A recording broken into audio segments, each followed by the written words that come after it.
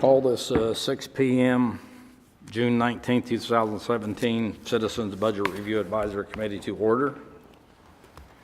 Let's all stand for the Pledge of Allegiance. I pledge allegiance to the flag of the United States of America and to the republic for which it stands, one nation, under God, indivisible, with liberty and justice for all. Roll call, please. Mr. Herlihy? Here. Mr. Slavin? Here. Mr. Napier? Here. Mr. Frank? Here. Mr. Moto is excused. Mr. Hoffman? Here. Mr. Hall? Here. Ms. Flaherty? Absent. Who? Flaherty? Victoria Flaherty? Yeah, I don't have any. She's the Did new... you get anything from her about? So I guess we'll just count it as an unexcused absence. Okay. Ken didn't hear. And Ms. Ring? Here. You have a quorum. Thank you. Let's move to approval of minutes for the June 5th meeting. Did everybody get a chance to look them over? Yes, sir. I move approval of the minutes as presented. Second it. Okay, all those in favor signify by aye. Aye. Any opposed, like sign. Motion carries unanimously. Ken, you're on. I guess either or. Okay. Okay, we had sent out previously to the members the budget notebooks that contained a lot of the details of what we are in the process of planning from staff. Would be our recommendation in a draft format at this point. Understand that we're still working numbers. We don't have the DR 420, the ad valorem certification from the property appraiser as yet. We probably will get it towards the end of end of this week. So once we get that, we'll be trying to firm up some other minor changes we've seen on the expenditures.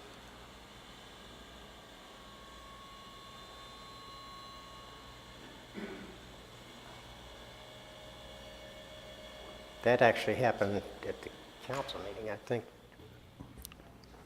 Got it.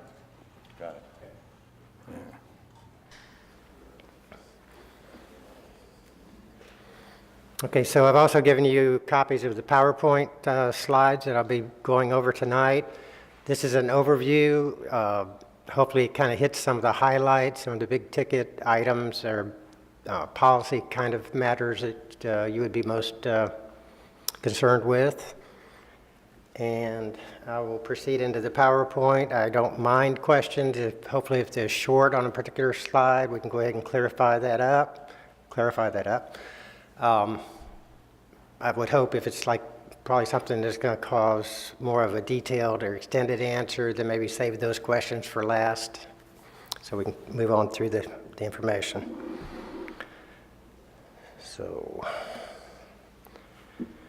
as I normally do, I try to outline or go through the slides in an order that talks about what's included in general fund, what kind of expenditure levels, what kind of revenues. Talk about the revenues and balancing tactics that staff use to get to this point. Mention any things that are left out or concerns that we still have about this draft. Go through the enterprise and some of our special revenue and debt service funds. A little discussion on the property taxes or property values and the millage rate, and then some other considerations. So these are outlined later on later slides. As far as an overview of the general fund portion of the total package, we have 1.9% less of expenditures budgeted than we have in the amended budget thus far this year. And we have projected about 1.3% more in revenues than we have in our current budget. We did draft the budget with a goal and objective from as we were directed by city council or suggested by city council that we aim at a target of ad valorem revenues being the same dollars as last year. So that just, it's more complicated than that because we'll have a rollback rate based on raising the same values from properties that were on the rolls last year and in additions to the roll amount. So, but our current document shows the same dollars as we were estimating to receive in the current year that we're in. Overall, we've got 2 full-time positions and 1 part-time. There's a later slide where I'll go into a little bit more detail on that. And another goal that we had is to fully replace the reserves that we had drawn on to go into the voluntary early retirement program.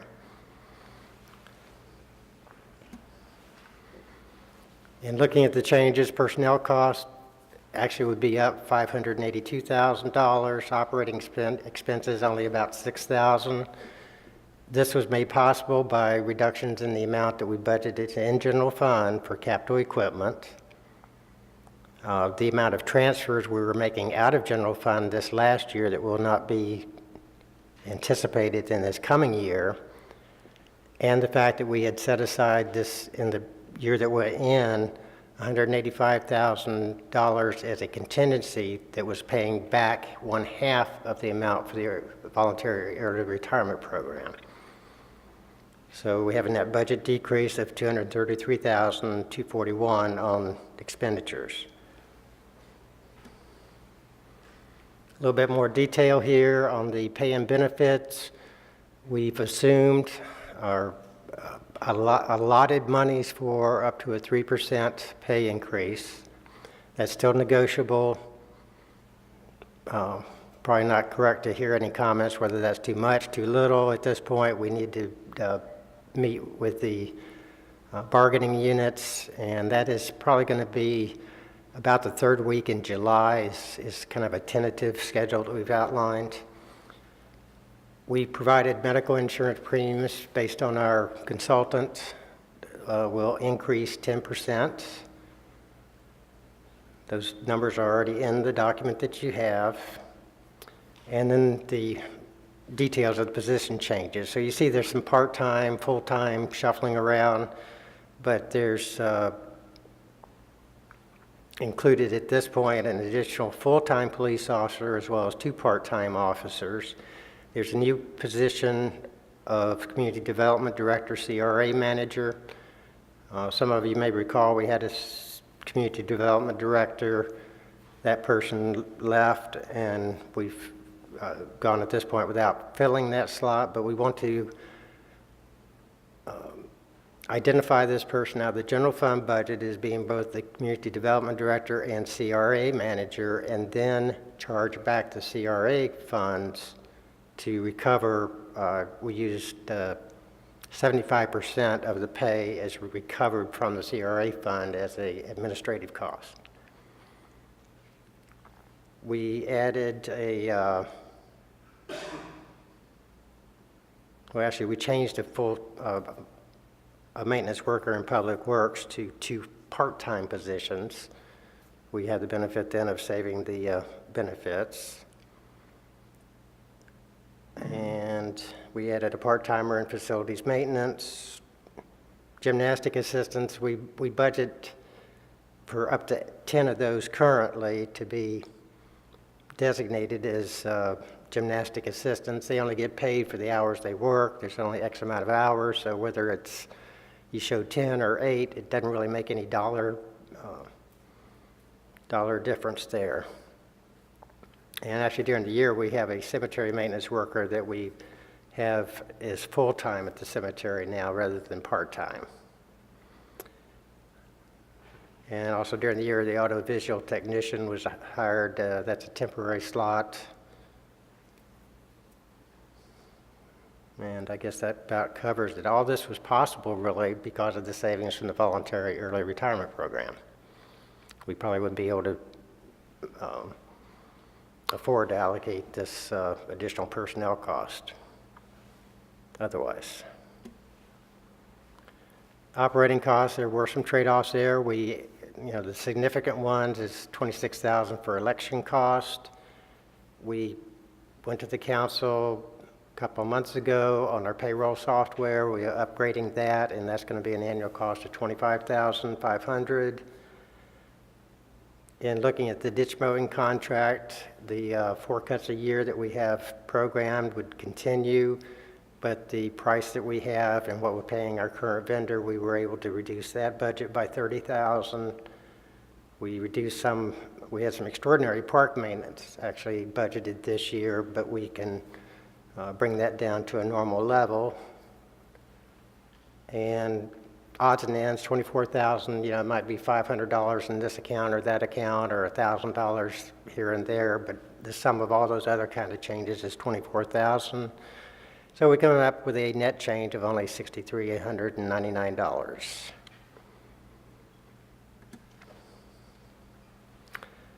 Capital purchases, this is a method that we've used the last several years once we created the equipment and facilities renewal and replacement account in general fund.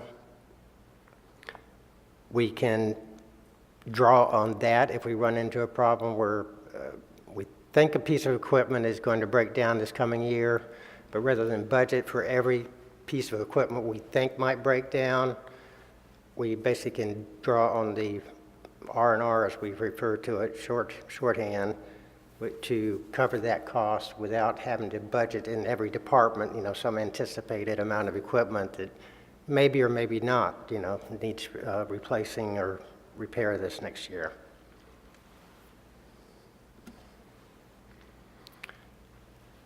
A big part of our budget this past year has been $503,000 being transferred out to other departments or other funds. One thing we did up to this current year is we needed additional money for road improvements, for road resurfacing in particular. So we were supplementing the local option gas tax monies that we use for road improvements from general fund by the amount of $200,000. Our current projections on the local option gas tax fund indicate that we can afford to do the road program within that fund without the supplement.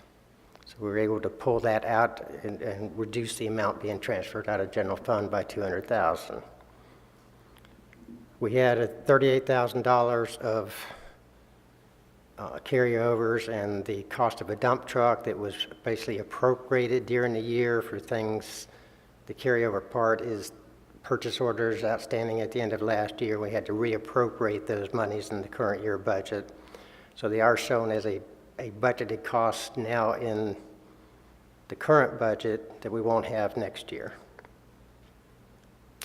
We had budgeted $132,925. It was labeled by the city council when they made the change on the millage from the 3.8556 to 3.8 even. That was basically, rather than paying back the full amount of the reserves, they said we would take half of it, pay back reserves for the one half, but then reduce the other half by the amount of less revenue and budget $132,000 for infrastructure improvements. Well, we ended up actually transferring that money to the road improvement fund.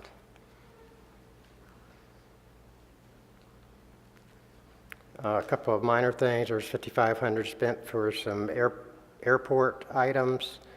There was $1,907 spent for some golf course items. But the other big one is really the $100,000 that we've been previously allocating to the Indian River Lagoon account. We've done that for the last 3 years. There's now like $240,000 of that money remaining.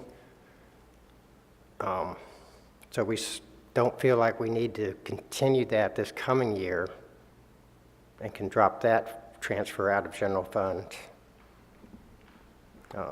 with the coming year budget.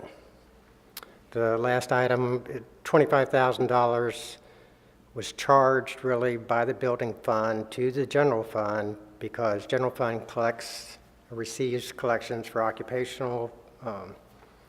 business taxes, and the clerk that's funded out of the building fund actually handles that paperwork and the processing of applicants. So this represented a charge, rather than having it actually transferred just to the building department.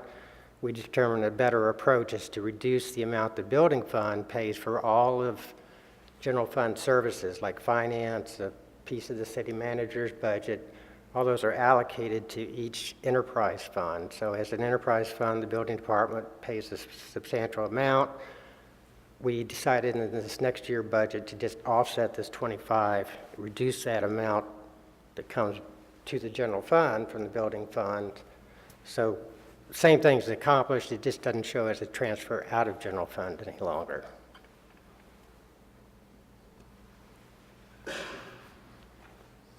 As I mentioned, the ad valorem taxes were budgeted at the same dollar amount as we had budgeted this year. We've generally projected a 3% increase in electric franchise and utility taxes, and a 4% rate for our major revenues from the state revenue sharing program, and the half-cent sales tax.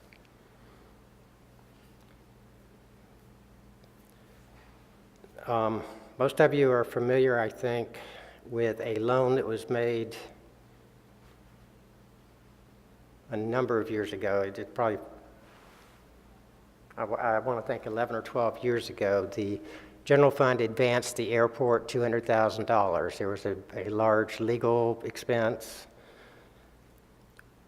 Over the last 2 years, we've been trying to pay that down. There were no terms required. There was no amortization of the loan. It's just been sitting on the books.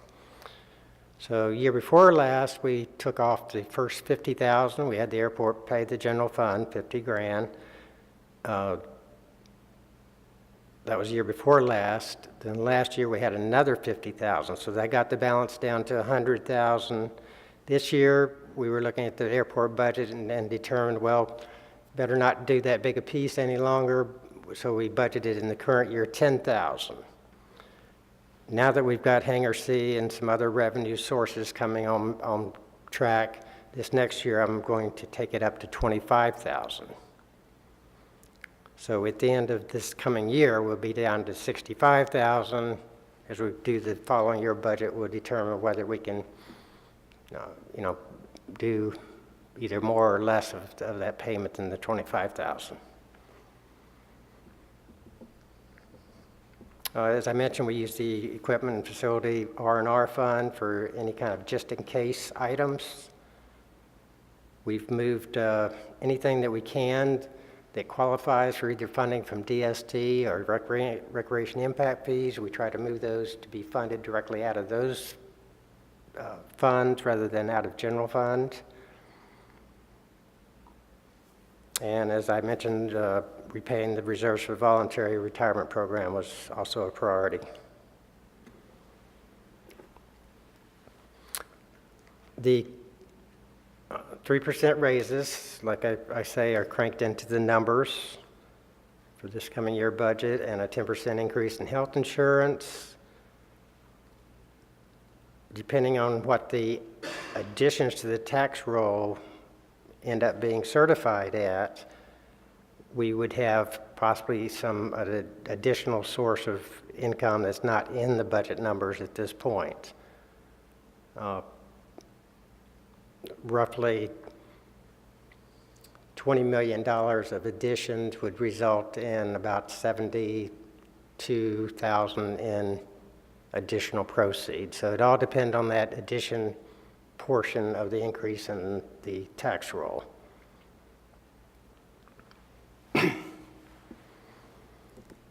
And just a caution, another caution here that this is a draft. We're still looking at some expense items to get to the point that we got to in the draft. We, of course, disappointed some people. We didn't budget some things that were talked about or mentioned as desired. So we're still discussing some of those and may come back with the next draft with some of those being recommended.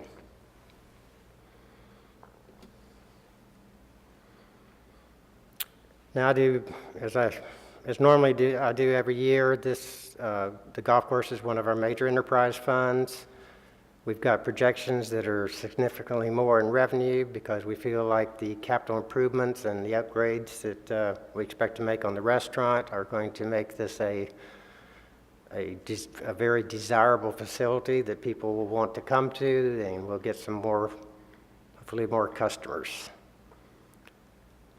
There was a minor $6,000 increase in the amount that the golf course pays the airport because of the new maintenance facility that we constructed this past year or got into service this past year.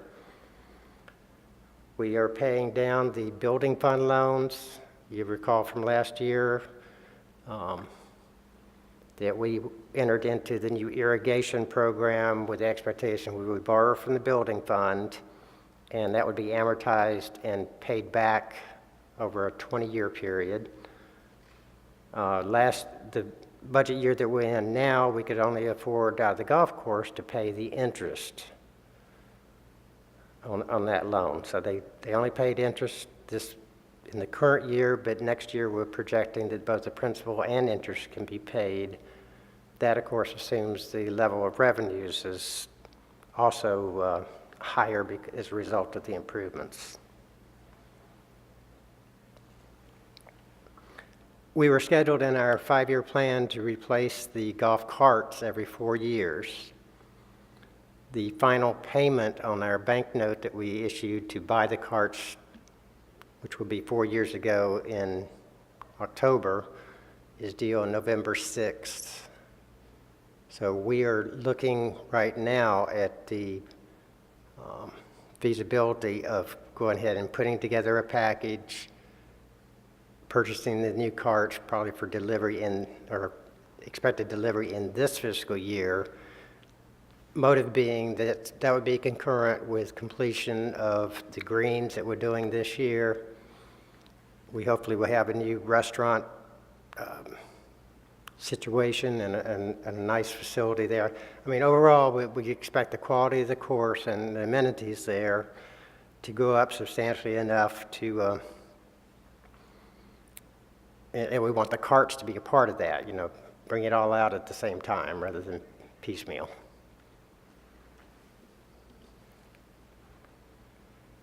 As far as the airport, we do have higher income from rentals expected because of the addition of Hangar C. That's helping quite a bit. That occupancy is supposed to happen like within this month, I believe. There's $10,000 added in for economic development advertising. We decided to get this into the airport budget for the sake of them promoting activities that would enhance job creation for the city. So that's going to be where they're going to focus. We also feel that they need a new entrance signage at the Main Street entrance, so we've allocated $10,000 for that, and as I mentioned, paying $10,000 toward that past general fund loan. In addition to the general fund loan, I probably should bring some folks up to date. We had, when we built Hangar A and Hangar B, we reached out to the DST funds, the discretionary sales tax, and arranged a financing with amortization of the payback. And the airport has been keeping up with that amortization. They've been paying the interest. The way it's, well, I say that, the financing was structured such that it was essentially interest only up until this year. So now gradually they'll start paying towards the principal as well. But they've been paying what was originally scheduled to be paid on those loans to pay back the DST fund.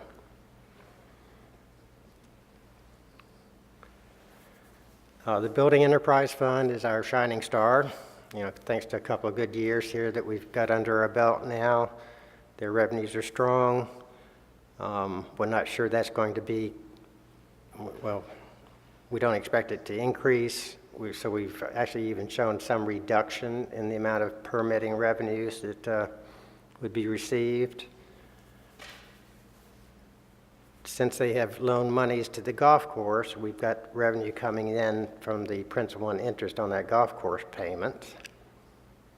And at this point, we believe all those loans have been accumulated and set now, that we can establish this repayment schedule without it changing from year to year or from time to time.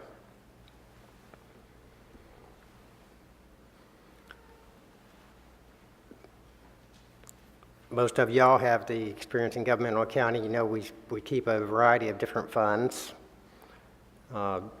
This specific section takes each special revenue fund that we have and just gives you a couple of highlights about it. Local option gas taxes, kind of similar with the state revenue projections. We used a 4% assumption as far as an increase in revenue. We hope to tackle the Indian River Drive resurfacing, and the estimate from the engineer on that is $451,000. That can be totally funded out of the gas tax fund, like I referred to before. The following year, we've got Pleasant View, Rolling Hills, and Schumann scheduled for a total of $320,000, and then each year thereafter, $250,000. So that is supportable from revenues coming in only from gas tax. Parking in lieu of fund, that program was established and has accumulated funds now from people paying for parking spaces rather than having to construct them. By the end of this year, with the repayments that that have been committed to, we're expecting to have a balance of $71,442. Next year is the last year of the one remaining agreement that'll be only for $13,775. So we don't expect additional revenues. Hopefully something comes to pass. The discretionary sales tax fund, really our biggest outstanding banknote concern as far as to outside parties is the stormwater banknote. That's scheduled to be paid out of discretionary sales taxes. Those improvements were originally qualified for sales taxes, but so when we've issued the banknote, we've eventually switched that payment out of a DST instead of stormwater fund. Reason being, stormwater fund, we want to devote more to things that are on our plate currently, and that we want to spend stormwater funds and not have to reach back and pay off the debt from those previous improvements.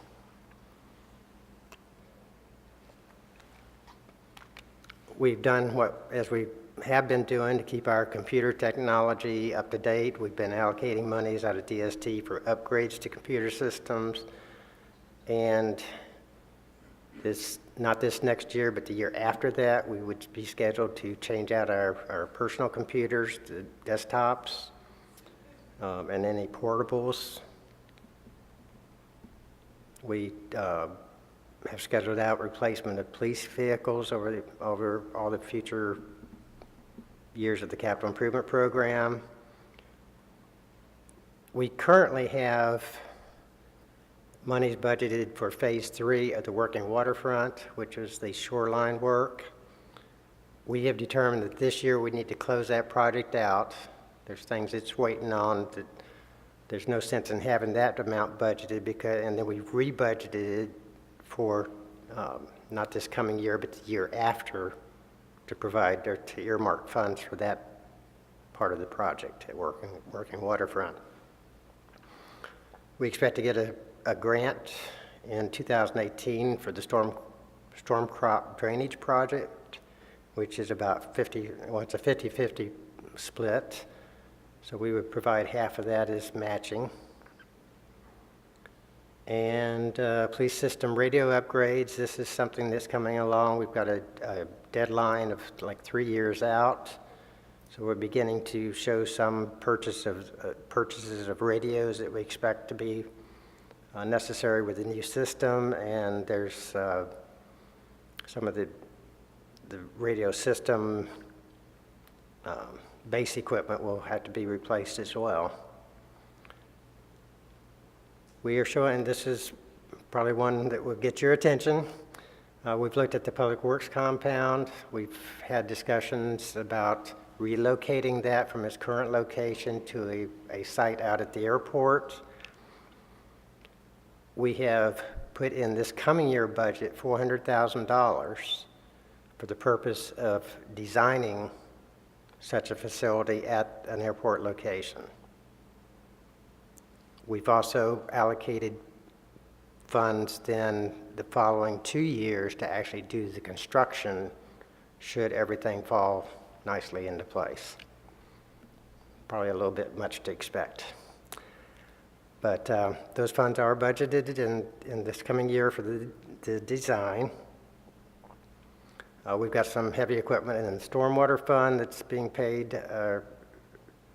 out of the discretionary sales taxes.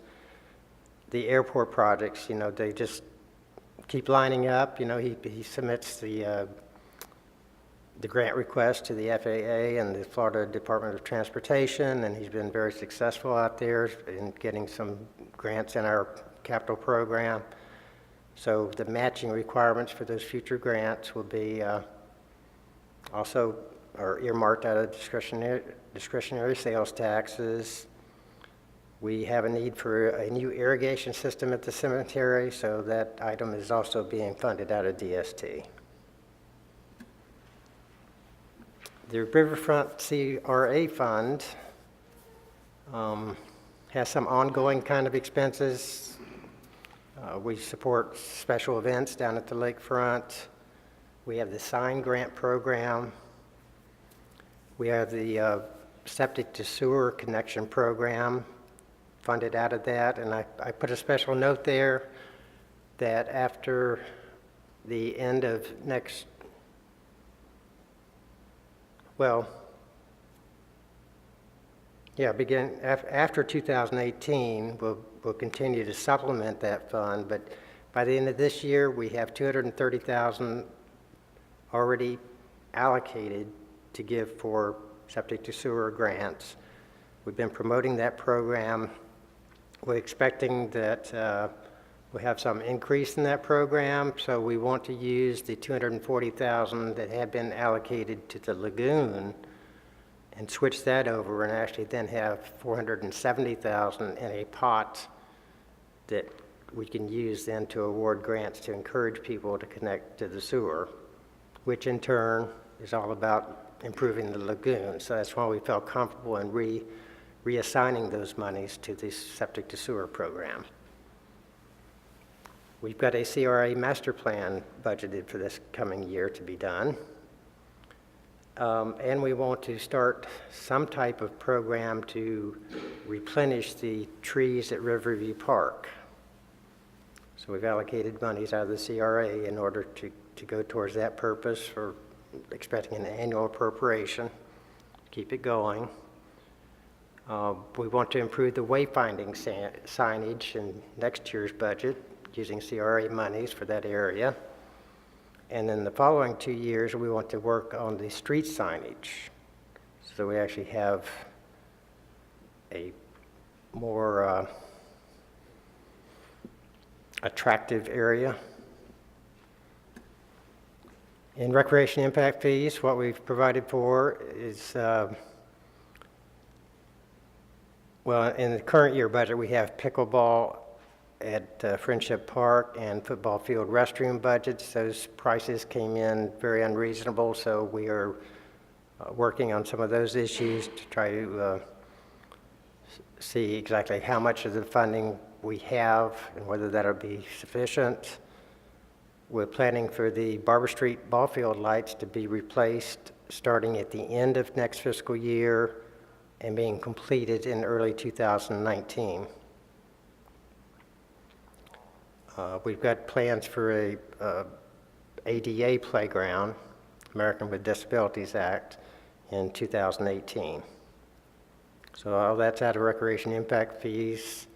Stormwater utility fund, we are budgeting for the electric bills at the stormwater park, the baffle box filters, replacements, replacing smaller equipment, for instance, pickup trucks or those types of items we'd look towards stormwater utility fees to fund that. And basically, let's see, grants for swale improvements will be a new program. We'll get more details on that. It's basically a concept now. We've reserved a spot for some funding, but that program is yet to be, I think, presented formally to the city council, so there'll be more coming on that. But for right now, we're reserving a place for that type of program. Well, the other thing we're doing is stormwater utility fees have historically not paid the full cost of the stormwater operations. Stormwater operations are a department or division in general fund. This year it was like close to $900,000 allocated for the people and the ongoing expenses of the stormwater utility. We want to increase that. We want the general fund to be reimbursed a bigger share of those costs than we've been able to do out of stormwater funds in the past. So we do have an increase in the amount being transferred into the general fund from the stormwater fees. But it still doesn't cover 100%. We are required to keep certain forfeitures associated with the police department and the law enforcement forfeiture fund. We are directed under the statutes to only use those funds for items that are not normally budgeted. So for that reason, we don't budget any of those funds, and when the police chief determines there's some item that's needed that's not in the budget, some piece of equipment or specialty type of equipment, she comes to the city council. We allocate the monies at that time for specific items. Cemetery Trust Fund, we've got a situation there where 1/2 the sales comes in to that fund and it's non-expendable. We can use the interest to offset operating cost of maintaining the cemetery. The other half of the sales is expendable, and that we can use only for improvements or expansions of the system. So the improvement we've got scheduled for next year out of the Cemetery Trust Fund is out of the expendable portion on the headstone straightening project. That ordinance has been in place. It sets those regulations for some time, so we do want to review that and review whether that's a good method of preserving some funds for continued future maintenance of the cemetery, but also having funds for what we need in maintenance or replacements today. So you'll hear more about that later.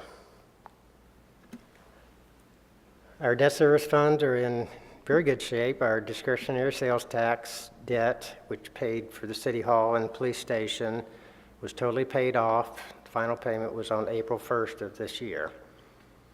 No longer a concern. But like I said, we've got the stormwater utility debt.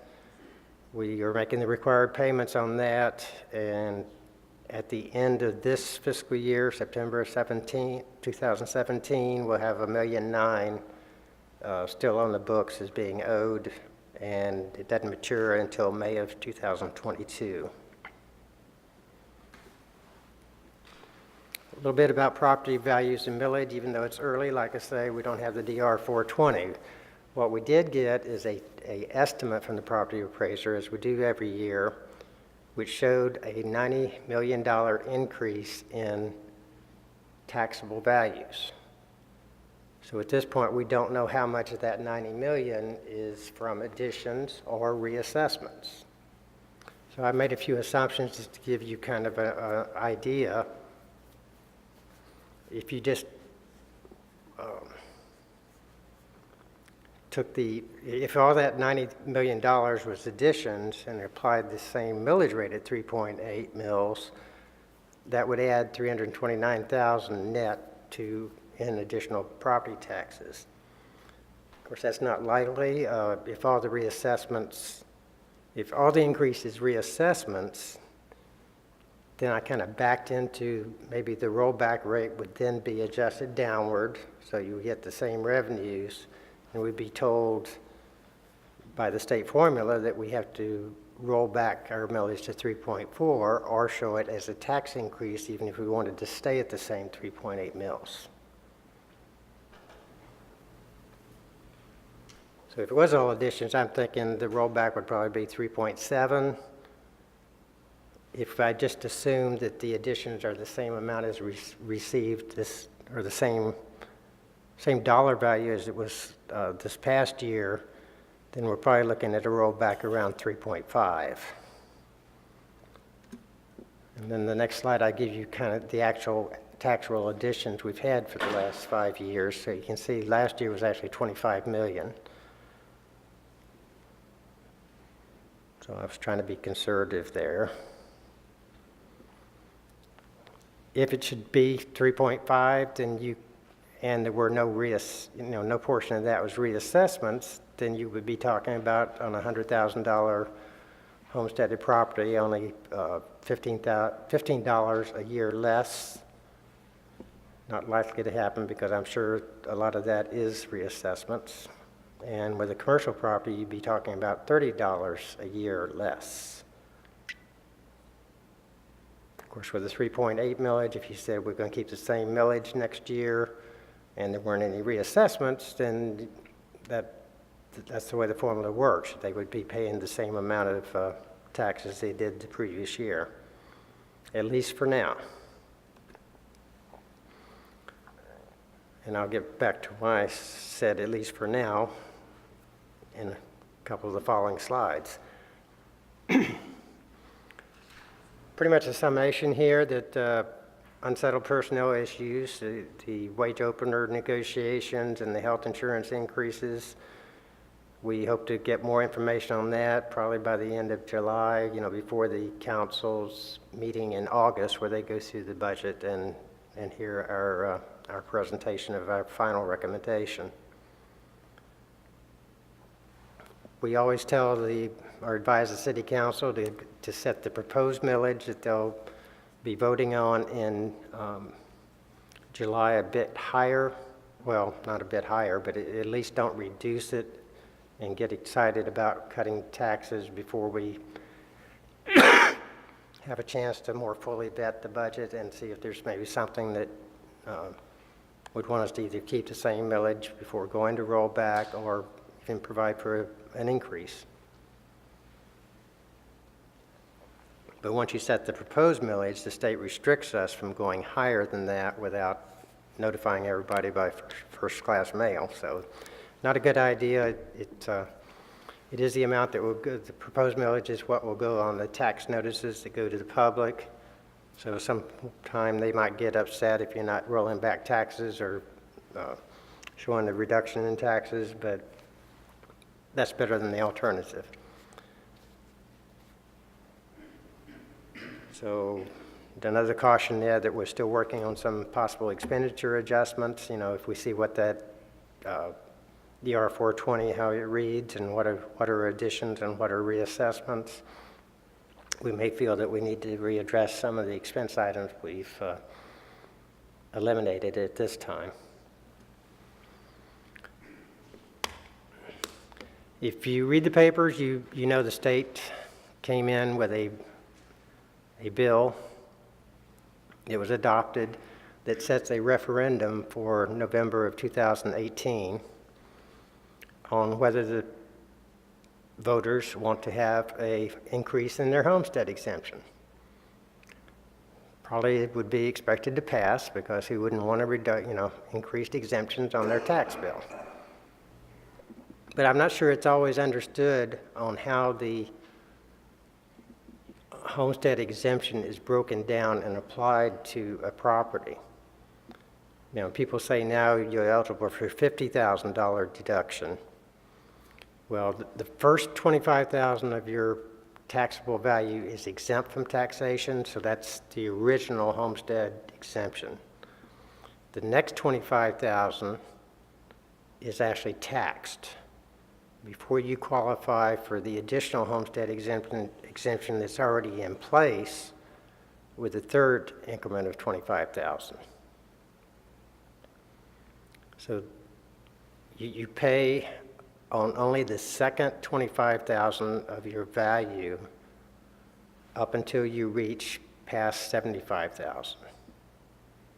Then when you go to between 75 and 100,000, you do pay tax on that. So a $100,000 property exemption totals 50,000.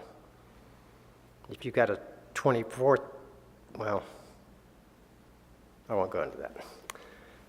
What's being, or what the legislation says, if this homestead exemption ballot question is adopted, then there will be a fifth category.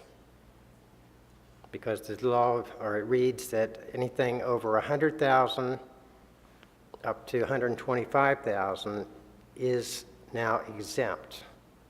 So if you have a $125,000 property, you can expect that you would have three $25,000 exemptions, or a minus 75,000.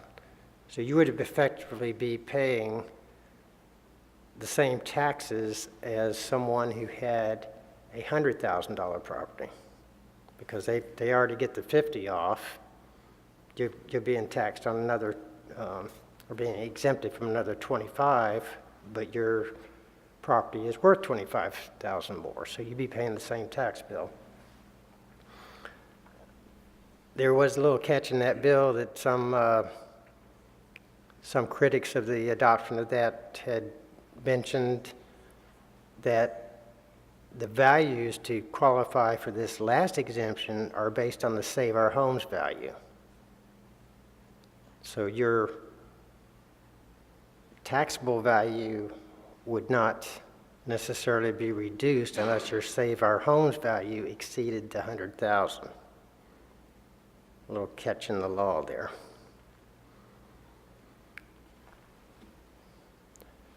What the city will face that the year that goes into effect is when we calculate our rollback rate, they specifically said we cannot count the reduction due to the extra exemptions against our rollback calculation.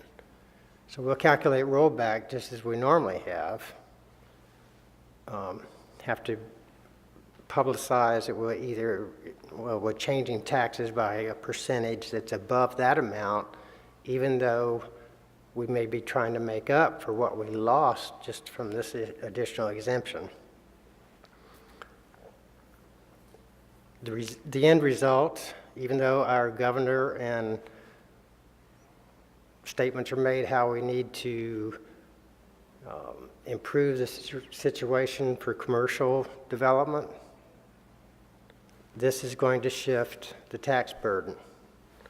And I've done a little calculation in the final couple of slides to try to let you see how that would be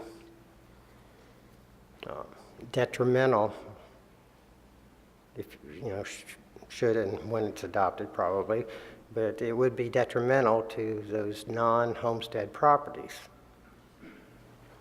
So I've gone through the math here. You may want to take additional time to really let these numbers soak through on your own time, but essentially what I'm saying is at the current millage rate of 3.8, we have about $3,785,000 as tax revenue in total. That's the 100% column. Homestead properties are paying about 41.5% of those dollars currently. All the other categories are paying about 58.5%.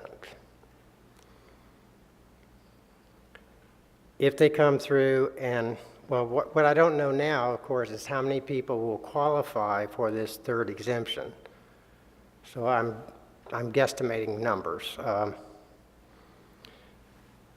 Even the first 25,000 exemption is not the same as what is exempt for the second, because people reach that midpoint where they don't get the full exemption.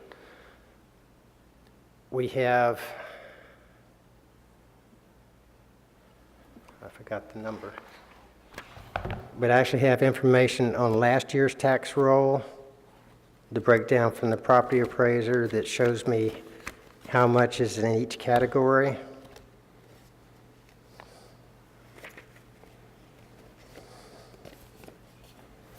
Here it is.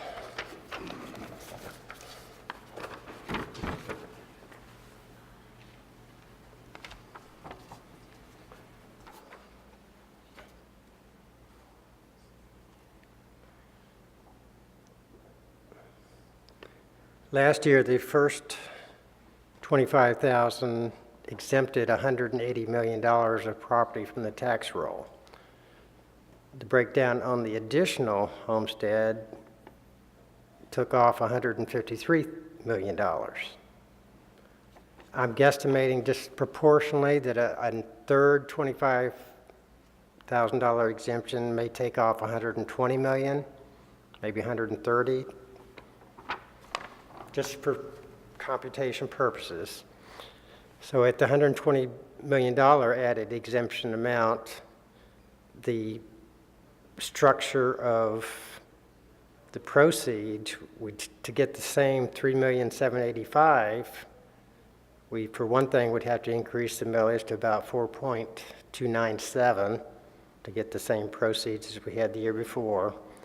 And now the relationship of how much is paid by homestead versus others has changed, so that the homestead people now, rather than 41.5% of the revenues being paid, would only be paying 33.8%. And commercial then, or non-homesteaded properties would, instead of paying 58.5% of our revenues from property taxes, would be paying 66.2%. Of course, if it's 130,000 that's exempt instead of 130 million rather than 120 million, then it's disproportionately worse. So we could get to where non-homestead properties are paying like 67% of the revenues that we need to operate the city and provide the police protection and public works, et cetera.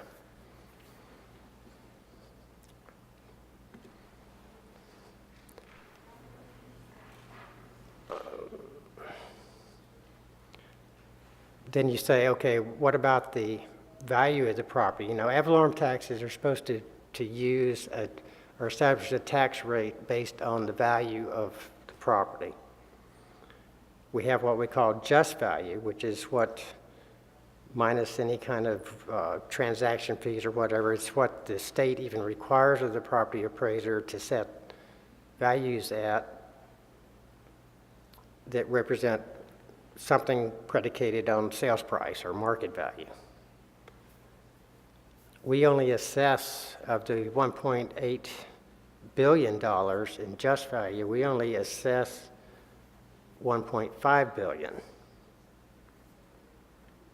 And I've provided the amount of, proportionally of that amount for between homestead and non-homestead properties. When you look at then 83.5% of the fair market or just value is all that we actually add as a taxable amount before exemptions, then we're only getting 83.5% of the value worked into our tax roll. If you look at how much of that is homesteaded property, they only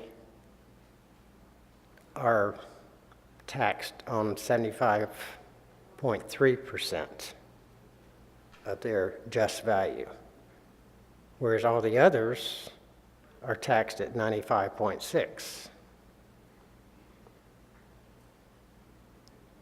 So I'm just establishing that there's already an inequity, but it's going to be worse. So once you deduct the exempt amount from the amount that's assessed, your taxable value for a homestead property is only 40.2% of the just value. Commercial, 83.0%. Works out to only 57.5% of just value citywide is taxed currently. Then I played with the same presumptions on adding $120 million of exemptions and $130 million of exemptions. And you see the worst case with 130 million more exempt properties, we would expect a result of moving on homestead properties, get a tremendous tax break, going from 40.2% of just value to only 28%, as compared to non-homestead properties that are moving from 83.0% to no change. They'll continue it. They'll still continue paying 83% of what their properties are valued at, next to that homesteaded property that's only paying 28%, 28 cents per dollar, however you want to look at it. Just got fascinated when I started doing the numbers and reading the results of the bill and setting up this referendum, and I hope there's more information to the public on the consequences before that ballot question, although I don't really anticipate it. I've got the timeline at the top of the slide. The ballot would be on the 2018, November 2018 ballot.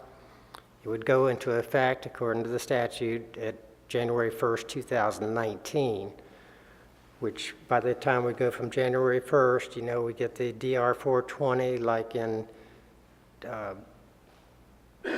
July of 2019, setting the budget for the budget year beginning October 1st of 2019.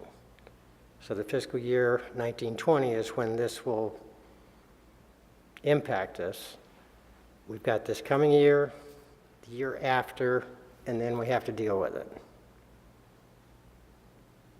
Just a caution as far as not getting too generous and computing that, okay, we can roll back the rate or we can reduce the tax rate because of the current circumstances, because the sky is falling, in my opinion. And that's all the slides I believe I had. Love to be able to respond to any questions. May I ask a question? On the Indian River Lagoon money that you have $100,000, what's that earmarked for? Lagoon improvements. No, 3 years ago, you know, they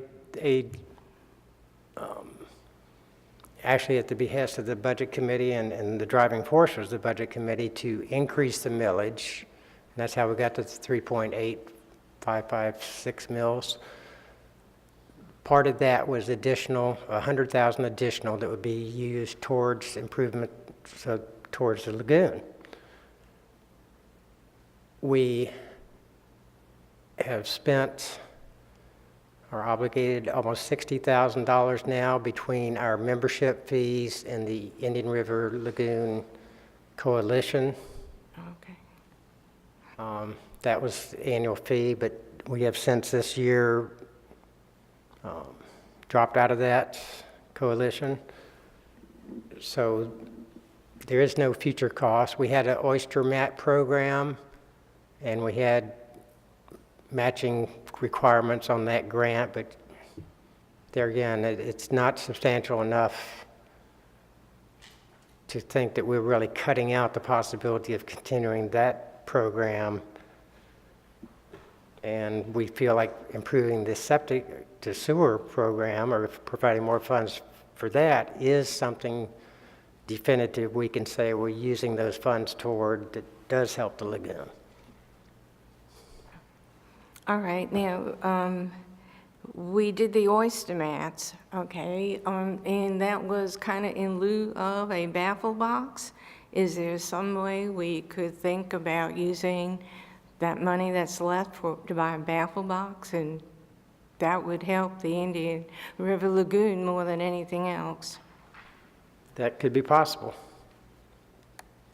Now, the thing about, if we can secure, and we've done this with other baffle boxes we were able to install, is to obtain grant funding where we're just matching the funds necessary. So it would be a shame to just say, well, let's spend it on a new baffle box rather than planning for it and working a grant program where we'd only have to be actually out of pocket half that amount. Is that something we can do, or do you have to have somebody else try to work on a grant program?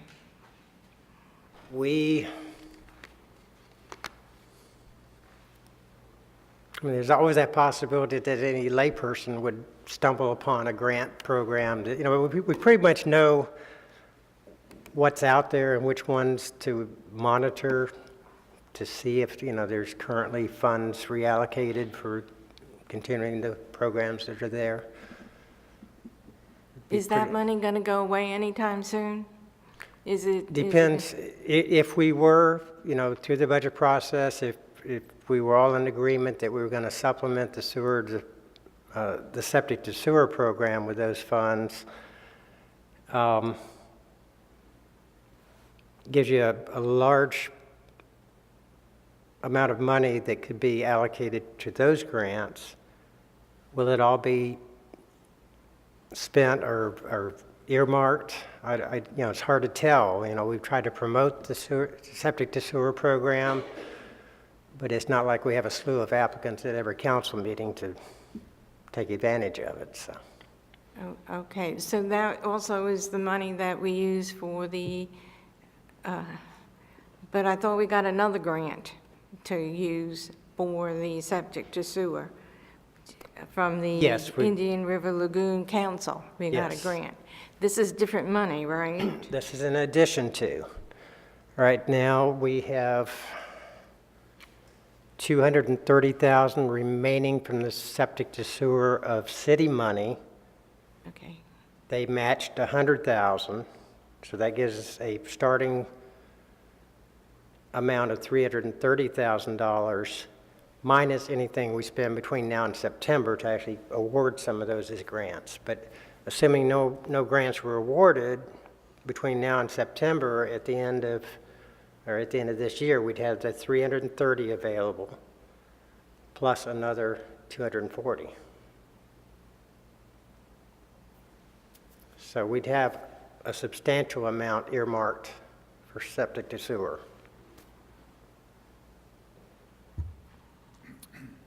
I help you? Mr. Chairman, do we ask our questions now, or do you want us to do them later? Yes, you can, but we're number 8 on the agenda for our comments and questions. Oh, I'm sorry. I thought he said we could ask questions If you would have any questions about his presentation or questions, you should be asking now. Okay, I was asking If about it's the anything in this book right here, Yeah, I was asking about then the that's 100,000. number 8 when we get down to our discussions on what's in that. Now, if you have any questions about the presentation he gave on the overview, Or suggestions, I'm open to criticism or comments as far as additional information you'd like to see perhaps in the future. I've got a question, if I may. sure. On your page 3, you have reserves fully replaced, voluntary early retirement program. What amount are we talking about here? Okay, 2 years ago, we approved a voluntary early retirement program. There were like 26 qualified employees. We ended up with 13, and then later on the city clerk joined us. I think there were like 14 total early retirements that we paid off. We basically gave them $1,000 per year of service, paid off their sick and vacation time. In many cases, we either did not replace the position, well, I'll say in a few cases.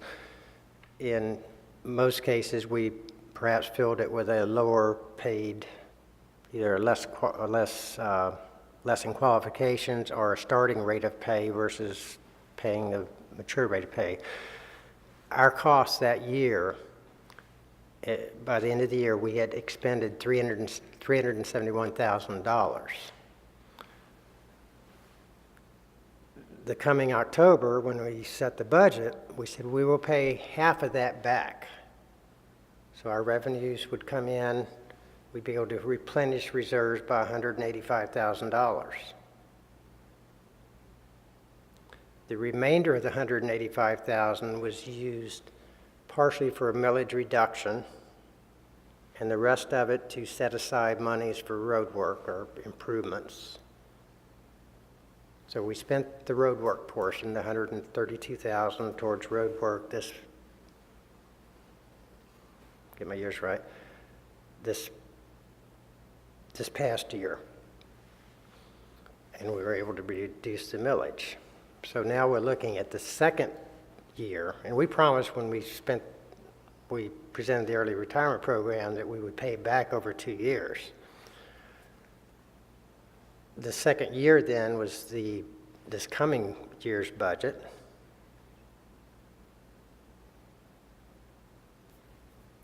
So you would expect that we would crank into our numbers $185,000 more revenues than we're spending in order to pay that back to fund balance. Okay. However, Oh, if you remember back in March, it's just a complicated answer. Back in March, the city council looked at our R&R account, which was based on revenues over expenditures that we'd had earned in past years, and they said, we want a cap on that of $275,000. I had more than that earmarked by about $94,000 more than. They made the motion to reduce the cap to $275,000, but also apply that 94 against the voluntary early retirement program debt, so to speak, back to fund balance. So if you take the 94,000 away from the 185, yeah, about 91. about 91 remaining.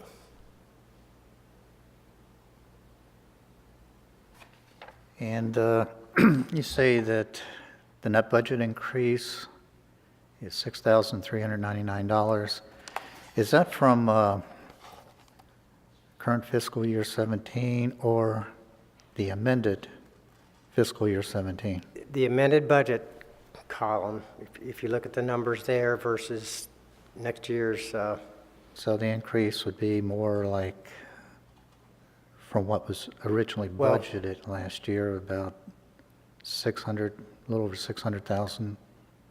no, but see, that $6,000 is only operating accounts. It excludes all your salary and benefit accounts, any capital accounts. That's just looking at the general fund. If you look on page 7, Page 7, you have budgeted last year, projected, and then you have amended, and the net difference comes out to an increase of 600,000. Of course, you have a 100,000 increase in revenues, but we're looking at comparing next year's budget to the amended budget, which is not what was projected last year, which could be a little misleading. yeah, I think maybe the better picture is on page 10, at the bottom where we take the total spending by category. And for instance, on operating expenditures, we moved from 3,207,000 in the amended budget column to 3,213,000, and that's basically where I got the $6,000 difference.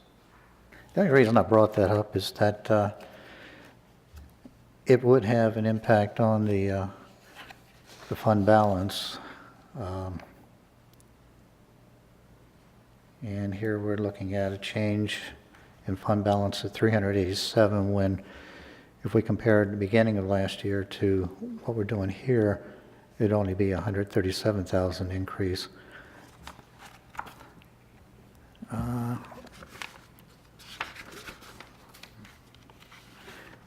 Just a couple more questions. On the golf course, looking to purchase new golf carts, but are we looking to do anything out of the operating fund or capital, if it turns out to be a capital item, to patch the leaks in the well, I don't know if you call it a cart barn or whatever, where you store the new carts?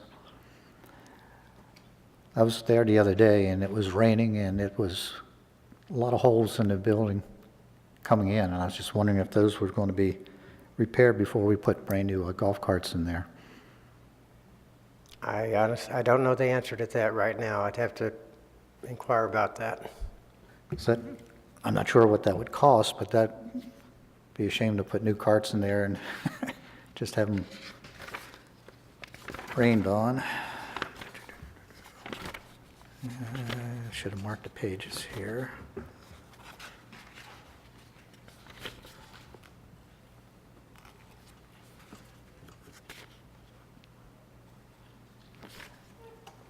That's all I have for now until we have our comments on your budget book, unless I should bring that up now. What? Well, I have a question on the budget book, but I didn't know if I should wait. Well, in the book, you can wait for in the budget book, you can wait till we get to that place on the agenda. Okay. The questions now will be about the presentation of the brief overview that he just gave us. That's all I have for now. Anybody else have any comments or questions about the overview? Yeah, one general question, Ken, on the overview. You talked about the proposal to relocate the maintenance building. Is the idea that we would fund the construction of the new facility out of the DST fund rather than take a bank loan? The good fortune that we have is that the referendum on the DST was adopted last year to extend it out for 15 more years. The way I had constructed all our previous capital program projections is assuming DST expired, that we wouldn't have it any longer.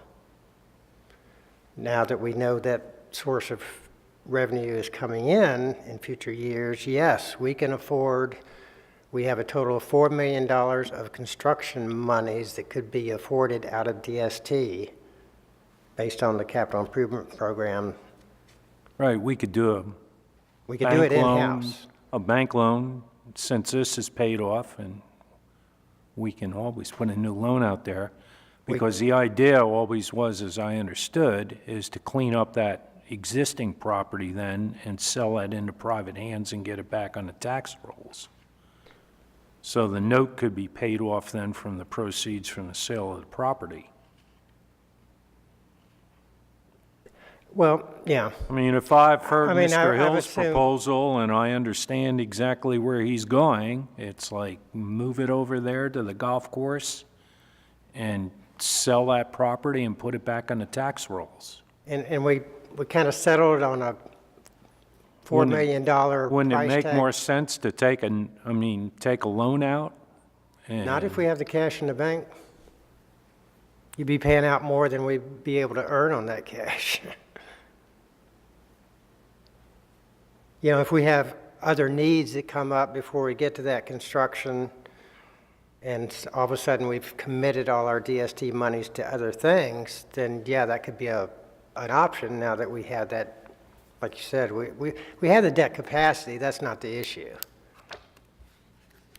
And bank loan, or bank notes are usually less expensive to enter into.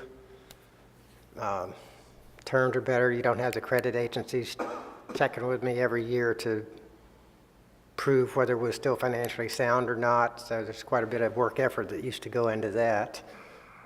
So possibility if things, you know, circumstances should work out that way. Thank you. I did have one more question. It was on the law enforcement forfeiture fund. I don't see anything listed here as being budgeted. Is there a need for anything like maybe a police dog that could be purchased out of that if we have a need for it?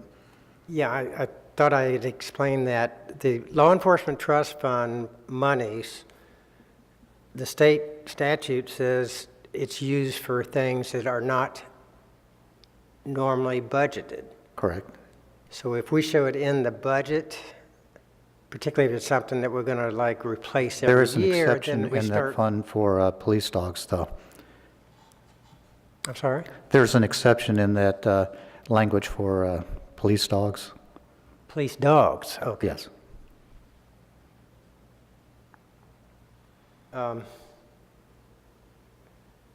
Exception to As far as, having it budgeted, or? it doesn't matter whether they're budgeted or not, police dogs are an authorized item that can be purchased. Okay, we've been able to use monies from donations. It's not considered supplanting. And that's one of the few exceptions to the rule. And I didn't know if there was a need for a dog out there. If there is, this is one place that you could go to use funding for it. Probably so. But police dogs is not considered supplanting. Oh, okay. I see your point now, yeah, the supplanting of funds. They don't want those funds used in, to reduce your normal police budget for operations. Yeah, I got a letter when I was with the sheriff's office from the feds saying that, no, this is an authorized expenditure. No matter how many times you put it in your budget, it's authorized. But I didn't know if we had a need for one, and I'm not sure what the fund balance is in your forfeiture fund. There wasn't one requested as far as funding for next year, so. Okay. And by the way, is that a fund that is healthy, or is it a small amount in that fund, or? I don't really have those numbers with you. I'd be glad to give you that information just about what they're. Didn't know ballpark if we're talking. It's fairly healthy. We've accumulated funds that have gone unspent for a number of years, so I'm thinking, yeah, in the double digits, maybe $50,000, $60,000 balance. So that might even, well, police dogs around 10,000. Might be a place too, if the board wanted to consider a pilot program or even a full program on body cams for patrol officers. Might be a place that it's not a budgeted item, it's something that you haven't purchased before. It looks like it fit that forfeiture fund pretty well. If that was something that the council wanted to do. And I'm not sure if the chief, how she would feel about the use of them. Well, and from my point of view, I hate to see a pilot program that is presumed successful and then impacts our budget with the actual implementation of the full program and not having been planned for, so. Well, yeah, going forward, there would be maintenance required. I'd like to see for the it. whole picture. But then again, you might be able to use discretionary taxes like we have for many other items in the budget. Thought I'd bring it up for consideration because it is an item that is getting a lot of notoriety in the public nationwide, and if we were looking for funding sources, just throw out a few possibilities.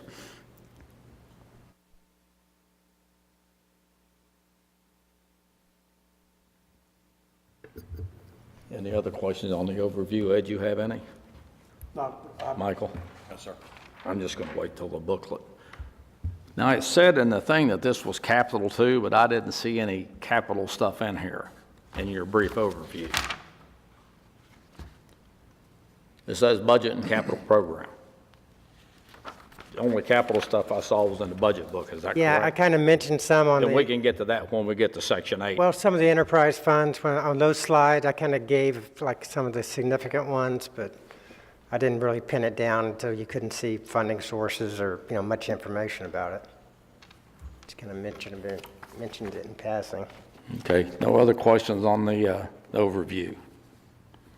Okay, we'll move on. Thanks, Ken. Sure. We'll move on to public input. I don't see any public here. Any member of the public wish to speak? Seeing none, I guess not. That moves us to staff matters. Anything else you want to enlighten us about, Ken? Yes? Actually, nothing in particular. You know, we, just in terms of the whole budget process, I mean, until we get that DR 420 that breaks down the taxes, we're still kind of floundering as far as final recommendations. So I appreciate your patience on that. Well, would you rather us wait till the meeting on July the 10th to ask specific questions in this budget, or go over them now? The sooner that you mention any concerns Sooner the that better. you might, the better, because once we have that meeting where we're talking about what we're going to recommend to the city council, Right. there's a very tight, It's getting late, yeah. yeah, you're late in the game to really make any major change in direction, so. Okay. That brings us to the board member matters, comments and discussions by individual members. Now, this will be where we ask our questions about what's in the booklet that we got, and we will start down at the other end. I'll start with you this time. I believe we started down at the other end, so Andrea, we'll start with you. I do, and I'm sorry, I think we should try to put a baffle box into the budget and get it, you know, maybe next year. And I just think that we need to have, be more conscious of Indian River Lagoon and the fact that we should do our part. And we have several baffle boxes, but we still need, what, 3 or 4 more? And they are worth their money. They do a good job. So I don't know where it would go in here. Is it in one of our places where this is something we would like to have? I mean, or does it, do we and can we use the Indian River Lagoon money? I still don't know.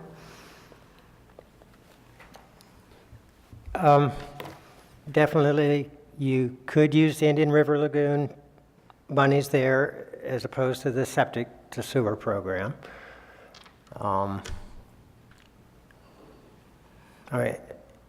If we have that direction, you know, I would suggest that we maybe budget with the assumption that we would get grant funding and not just pull the trigger October 1st and go out and spend the full amount, you know, make sure somebody is investigating or taking advantage of any programs that are out there to offset the cost. That would be my only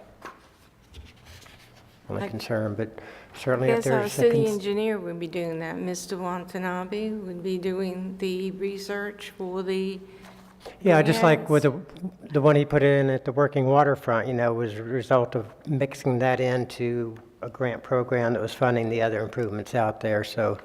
Oh, that would be a good place then for the baffle box, right? The working waterfront. I Do understood already that we have did one add there? one. We have one there? Do we have one at the working waterfront? We do, we do. I believe that was part of that whole working waterfront grant program, yes. Okay.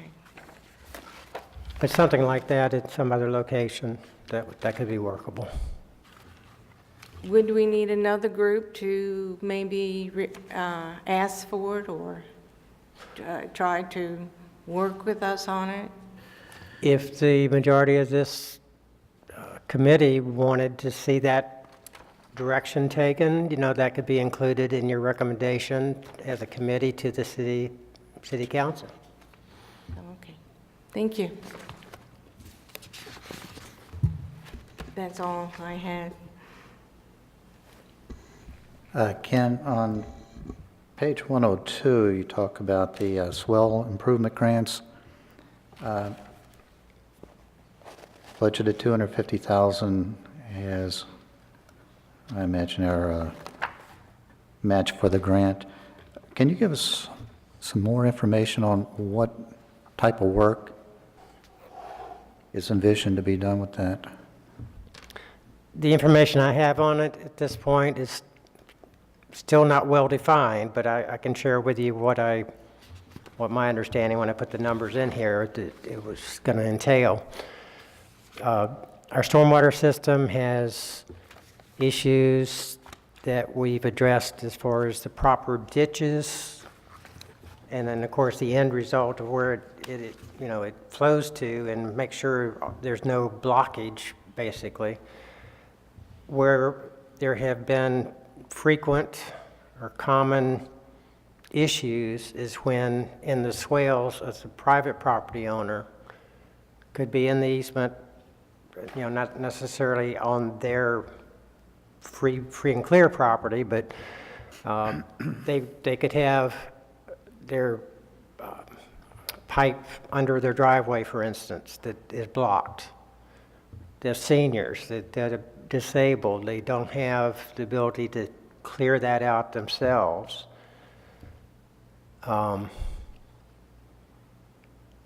So it becomes, well, how can the system do a better, make sure we've got a good flow of water in a heavy storm situation? How can that, if you've got many places throughout town that are blocking, on that individual property, maybe their owner next door is getting a little bit flooded because it's not flowing into the main system and out, to be channeled. So any kind of specifics I haven't heard, whether it would be we'll pay 50% of the cost, we'll pay some portion or finance. I mean, it's just not that defined yet. We're just trying to earmark some money that if it passes muster, we'll develop the specifics and, of course, get it recommended to the city council. So it's money just set aside to pursue grants right now, or? No, this would be grants that we would award. Oh, I understand, okay. And we'd be talking probably of having the work contracted, based on some kind of selection basis of where the need was the most, or, be able to award some portion of the cost, or possibly all the cost, but actually pay a contractor then to go out and do whatever improvement was needed. There again, we're looking at it as a system whole, it's a part of the system, even though technically it's their responsibility to keep that pipe clear or that swale in good order. Does that include just the culverts for their driveways, or is it all the way across the frontage of every property owner? I'm not that hands-on as far as what's out there, but my assumption it could be any kind of situation that was blocking flow. And I don't know what those others might be, but. Okay.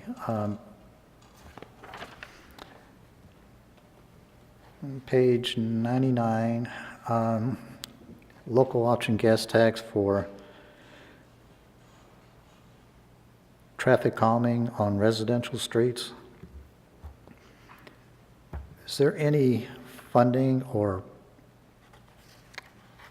projects or plans to do any type of traffic abatement, calming, or whatever you call it, for the bridge there at Barber and Joy Haven?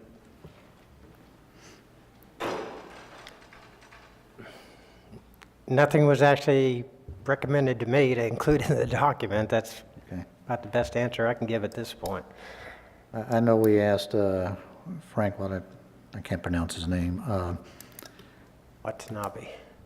a year and a half ago, and still haven't heard any encouraging items in this area at this particular location. And I don't see anything listed here in your packet that shows anything for this year or going forward.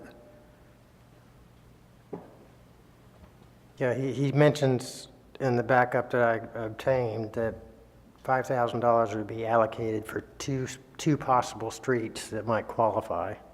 In other words, they have the worst need, I suppose.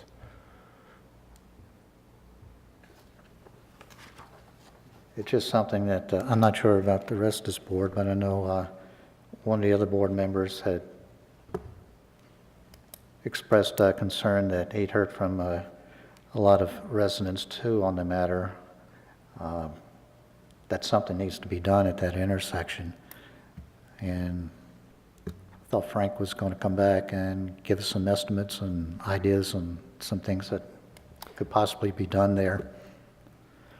I know there's a traffic sign there, it says 25 miles an hour, but no one, even half the people don't even know it's there unless you point it out to them. So it's not being observed. And that is a very dangerous intersection. In fact, one of our board members who's not here today said that he doesn't even use that intersection. He goes another way from his house so he can bypass that intersection. And I bring it up because I'm going to get asked, has anybody done anything, heard anything, any plans? So, page 100, street milling and repaving. And I see we've got some of the major streets listed for work to be done on them. But I was wondering about some of the residential streets, the smaller streets, the mid-vales and so forth. Is there any plans for doing anything on some of the minor residential streets? Not the high traffic volume ones like Schumann, but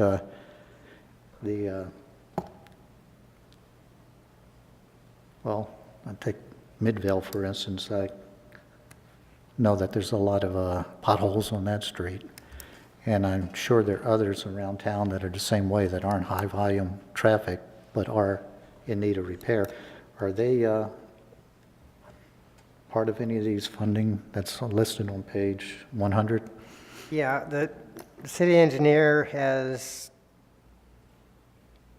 every year, in budget season, he evaluates the streets that he feels he should recommend as needing the improvement worse than, he ranks them compared to his evaluation of the condition of the base. And as you can see, we did not list it for the next year or the year after. And the following years, we indicate $250,000 will be spent, which I presume would be based on engineering recommendations about which streets. I know another factor is, if you do one strip of street on this side of town and another on the other side, then your cost of actually doing the work is greater as opposed to grouping them in certain areas. The mobilization and the work can be done without a lot of additional transport. So, that's just beyond my scope of knowledge as to which streets should be prioritized. I don't know if you take a Well, my concern vote, is you'd probably have we're everybody not getting thinking their behind street or- on keeping our roads up to date, are we, in your opinion? I know we've thrown a lot of money at it, and, along with allocating monies for the road work, the drainage system is also a key factor, because if the drainage isn't working and it's putting water on the roads or letting water sit on the roads, and that's why we got so far behind, I think. And now we're trying to make improvements both in the drainage side and keep up with those roads that we judge to be the biggest need before they, completely wash away or whatever. Right. We do have the new patch machine that makes the patching more durable, I believe. So it's your opinion that we have an adequate amount of funding for road repair in the upcoming budget? I'm not an engineer to be able to speak to that, really. We've got adequate resources to fund these levels of improvements, I can answer that, but I can't really say that whether this is the most desired list or whether others should be added to the list. I can't speak to that. Is that something that the engineer should be providing the board so we could make a educated recommendation? If I can be blunt, unless you're an engineer, you're going to be second guessing an engineer that's got the training and qualifications. Maybe you do too, but it puts as volunteers and as city councilmen, I think it puts everybody in the spot. That's like not taking the attorney's advice. If you second guess what the engineer's recommending, I mean, you can certainly question things, but as far as establishing your own priority list for road work, I don't know The if question would that- have been, excuse me, the question would have been, is this just what it would take to stay where we are right now, and we would over time fall behind, or this would keep us in a good condition going forward? That would be the question of him. I'm not second guessing his opinion. I just don't have his opinion. Yeah, and I know about 5 years ago when we started recognizing, hey, we needed to be allocating more money to street work, I thought this was great. I had a schedule from the engineer saying, these streets would be done when. Then the very next year, actually before the end of the next year, it changed. Because due to the rain, due to Right. the current condition of the roadway, some of them were worse or had grown worse over just a few months. So that's why we kind of agreed, okay, we're going to show how much we can spend in future years. We're going to plan the immediate years with specifics because they've already been identified as being critical or significantly in need of improvement. Yeah, my question to him would have been, will these budgeted items keep us from falling behind going forward? And that's all I've got. Well, Michael had to excuse himself. I'll scoot down the other end. Tim, no questions? Bruce? No, nothing more. Ed? A number of items. To address the road thing for a second, I have seen a computer chart of all of our roads that was done by the city engineer and/or outside engineers, and within the last 6 months. And my understanding is that our calculation going forward, those roads are rated. Are they good, bad, or need to be replaced? So there is a chart, there is knowledge of every street in the city, as I've seen the chart.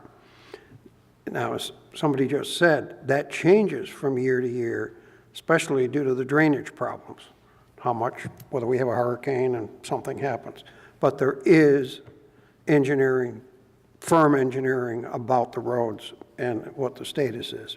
So that was the road thing. Things for us to consider. We need to make a recommendation to the city council about the millage rate. And Ken said it quite clearly, but it needs to be stated again. For those of you who don't remember, is on July 12th, on that city council meeting, they set the maximum, I underline the word maximum millage rate. That is the millage rate we will not exceed unless, as Ken said, we go into a great big expense of a first-class mailing to everybody in the city that we're going to change the rate. We don't want to do that. It's expensive.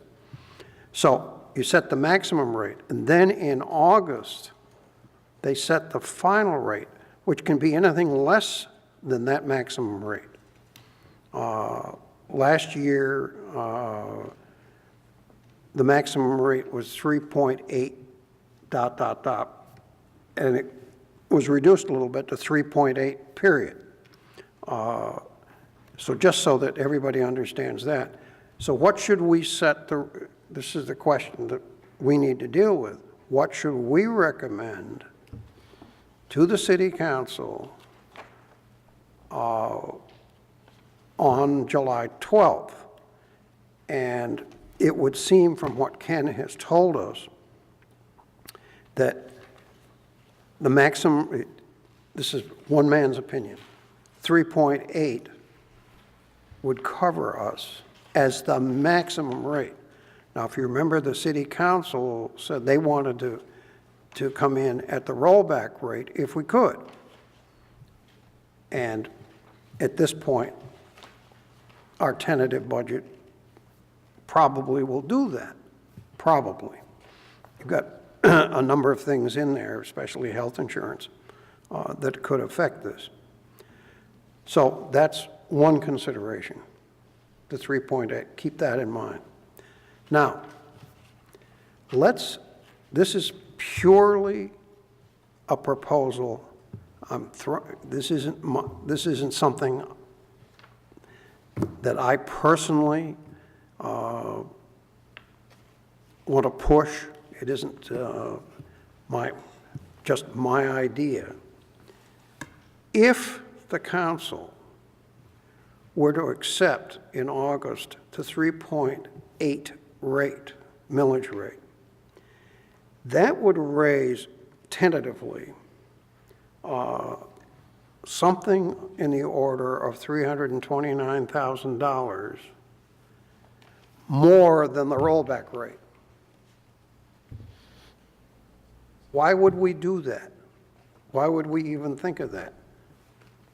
Are there projects that we want to propose? Well, it comes to mind that there were two things that I think we ought to think about. The first one is, do we add any more money to the septic to sewer project? That is a key lagoon item, a very key lagoon item. And if you don't know it, the county has approved and will start shortly putting in this sewer system. They got the money. They're going for it. They've already awarded the contract. So what the city is doing is providing money to get from the house to the sewer system. And we're already giving out grants. I think we're up to $15,000. Some people just plain can't afford it.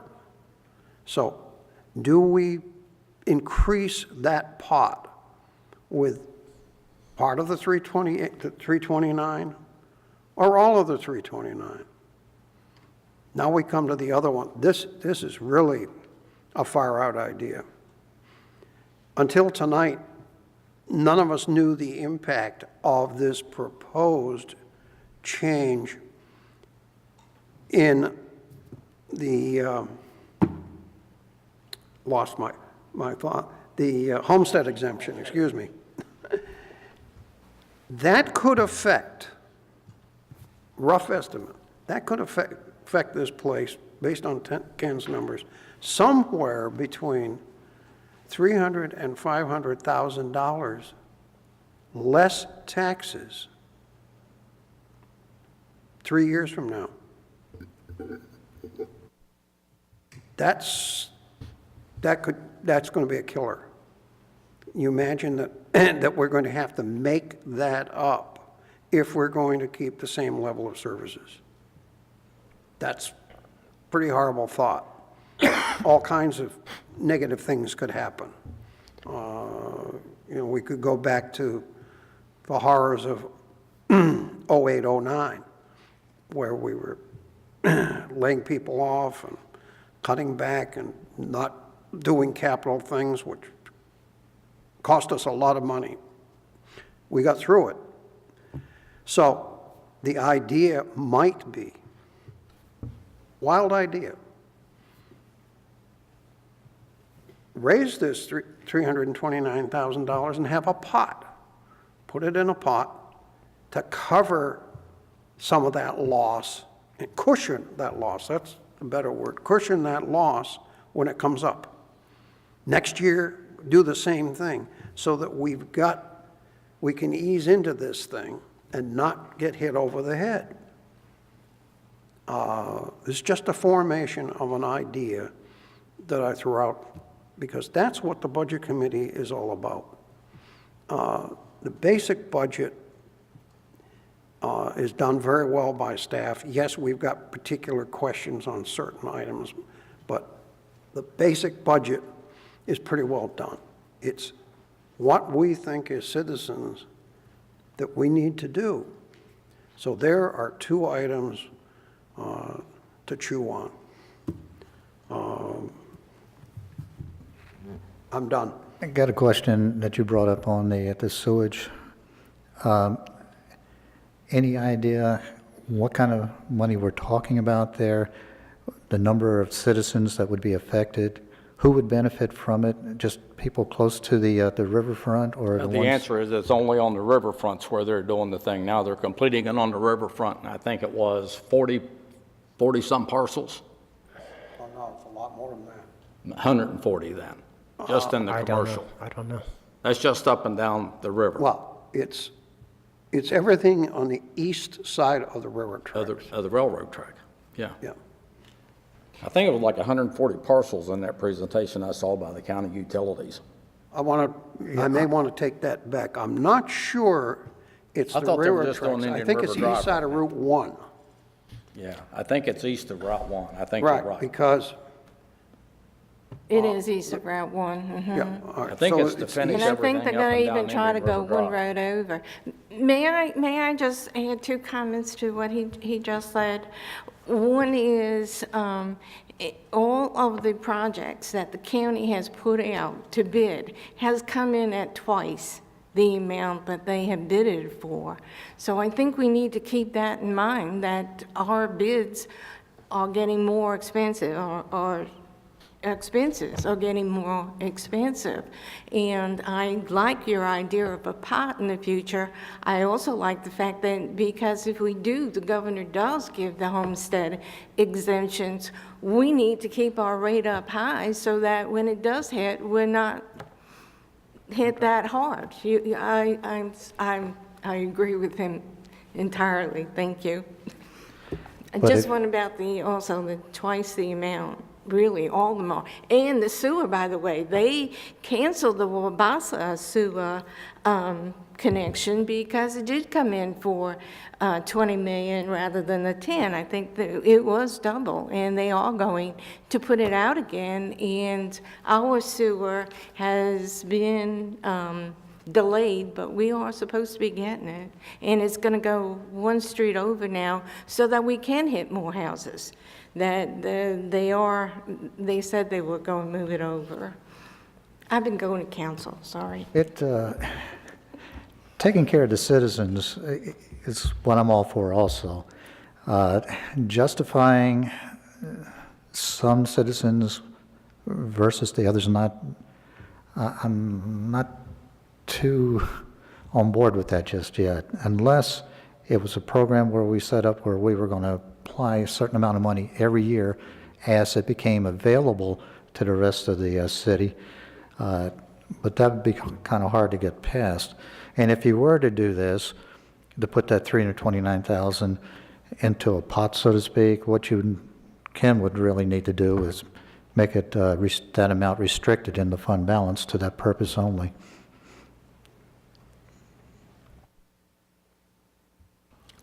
Okay, I can address some of these comments when I do mine. I'll sum up that because it's Ed's right. We probably need to take a vote on a couple of the things that he mentioned there.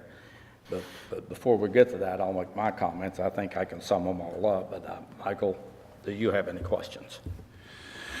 As a question, no, but as a statement, yes. Ed brought up some valid points, and of course, as Ken always does, he makes a great presentation and answers questions as they come through his presentation. That being said, at this point, I've got nothing else to say. Okay. Well, I guess I'll go ahead and give my question because I I think the operating budgets are fine, Ken. I don't see any issue with any of that stuff. I think you did a great job on that, and the departments put it in there. And my position is, if the department didn't ask for it, I'm not going to try to give it to them. I figure they know what they need. That's what I think. Now, I'll start out, I'll get to Ed's questions. But first of all, I want to deal with the capital budget. Now, this list, I know this list of roads that Ed referred to, I know that does exist. I have not seen it, have you? No. We need to dig that out and put numbers to it. Have an engineer put numbers to what that takes, because I notice in this year's capital improvement budget, we got about $1 million for $750 for street repaving and $282,925 for street reconstruction. We spent practically all the street reconstruction money, but nothing of the $750. I'm sorry, where? Well, you probably just hasn't got it caught up. It probably just hasn't got caught up. I think you've probably been spending on that money. We spent all of it, Yeah, yes. okay, so the question I have is, in the proposed tentative budget for 17-18, you've got roughly $526,000 in there for street work. That's about half of what we had in this year's budget. So the question I have, I don't know, and I'm not trying to second guess anybody, but I'd like to take a look at that program with some numbers put to it as what it's going to cost. Because I'm thinking we need to put more money in there this year to do that. If we did $750,000 last year, of course, it's all going to depend on what's on that street thing, how bad they are. I don't know what the conditions are. I know they did them in failing, and they did needs work, and they had that was okay and fine. I just don't know what those are. Yeah, my understanding of the numbers of the last few years, though, there was a tremendous backlog of Right. streets. So when you look at the amounts we've been allocating, those hopefully are inflated. We're hopefully gaining on it, but Yeah, I noticed in the 5 out years, you got like $1.3 million in there for paving. If we need more than that, you know, I could make a couple of suggestions. It's hard to do that right now without knowing what those streets need, as I'm shooting in the dark. And we could leave this alone here, because I know when you put $750,000 in there to budget it, by the time you go through your bids and actually do the work, I think this was 2 or 3 streets, your whole year's gone. I know that. time consuming. So I'll probably be okay with the 17-18 year, but I'm still going to look at maybe putting more money in the 18-19 year and the out year for that 320. And that money can come from one of 2 places. Because I notice our fund balance policy, without it being changed, is 30%. And in the general fund, that number is like 5.8 million, and the general fund expenditures are 11, well, I'll say around 12 million. That's 3,600,000 you need in that reserve account per your policy. You got 2 million more than that. It's unencumbered fund balance. But what you... Yeah, go ahead. You're not taking into account that we've got like 1.1 million that we've yet to be paid on the docks Right. that's coming off that reserve? I understand that. That's the reason I'm only saying maybe 500,000 in a year, but we may not need that much. It's going to depend on what the estimated cost to fix the roads are, True. you know? And that's one thing I want to throw out now so we could get it in there. The other thing is to talk about the canals. I don't see anything in here about these substandard canals and failing canals, nor have I been given anything to see what the cost to fix them is. You know the Or policy... Are we just letting that go another year? Actually, we don't really intend to budget for those. The approach or the direction we have from council is that if a bulkhead, Right. if it should fail, then we would go in and just level it down. Fix as it breaks. Well, Fix as it we fails. wouldn't fix the structure. We would just take out the structure and level it off. Oh, okay. And we were going to do that all ourselves by Public Works, not outside people. Right. That was the plan. So that's the two big things on capital I have. Other than that, I don't have anything with the May I capital. add? We've got extra money to put in if we need. I would like to add to the roads, because I live in the Highlands, and what they did was, due to the flooding, they didn't do the Highlands, and they did Main Street instead. But they took the Highlands money because it needed to have all the drainage fixed. Well, you have to do the swells and the So Highlands needs to be drainage and done, everything. but may I also suggest that we do a better job? Because Main Street, I would like to see more money go into streets, and we do an upgraded, better job. We I do would too, but it's something hard like to guess. was It's on hard to make a Vasell. recommendation to get you all to vote on how much we need to ask the council if they would put in there. So we should Because I ask- don't know what the cost is. And it's coming in double. But I have a sneaking suspicion it's more than 500,000 we have in the next year's budget and the 320 in the year after that, based on the numbers I'm looking at in the past and based on the condition of the streets just driving around. Now, the other questions that Ed had, that this committee may have to vote on it, I, for one, don't think we need to give a number for millage. I think we need to recommend to the council that we hit rollback, whatever that calculates out to be when Ken does the number. And that way, it's not a tax increase, and by the time the sewers get in down there, if the county bids that now, that's going to be 2 years coming online. So that's going to give the city another 2 budget cycles to stack up a nest egg to help people get grants, and I think now they're giving $15,000 a property, right, to help them with the sewer. I believe so. Right. And they may need a little more depending on how much it is. I don't, it depends on, and that grant, y'all pay impact fees with that too, Ken? Do you give them money and allow them to pay the county's impact fees with that as well? And that fund sunsets know. in 2 years. What's that? That fund that we're talking about sunsets in 2 years. What, our fund? The Indian River Lagoon Council Fund, that's, Oh, well, that's- that one sunsets in 2 years. Yeah, and you spend that money first. Yeah. You, that's- mhm. You would spend that money first. The point is, we don't need to worry about in the upcoming budget cycle to set aside any extra money because we're not going to need it. And I don't know what the takers are going to be. I don't know how many applications you've had on the money you've got in and around, and you've chunked $500,000 in there in the upcoming budget for that program, right? No, I'm saying we would, Grant? we'd label those sources, the lagoon money and the septic to sewer program that's already budgeted. Right. It's 200 and something and 200 and something, right? Yeah, it's like 240 and 260. So that would be my position, that we would instruct the, and this committee can vote on it, and everybody gets a vote. Everybody here will have a vote, because we've got an alternate member, and we've got a regular member missing. So everybody here can have a vote. And it would be my position to recommend to the city council to strike it rollback. That way, there's no tax increase, you don't have any of that other stuff. And we could also take whatever carry forward money that you have left over, since you now can't not put that in the R&R fund, it's got a smaller amount to it. We could take that money and roll it to wherever you need it. If you needed some more in the sewer program, put it in there if you get the takers. My guess is you're not going to need it because it's not going to be operational for at least 2 years. These projects take 18 months anyway. I would guess 18 months. So it would be my suggestion that we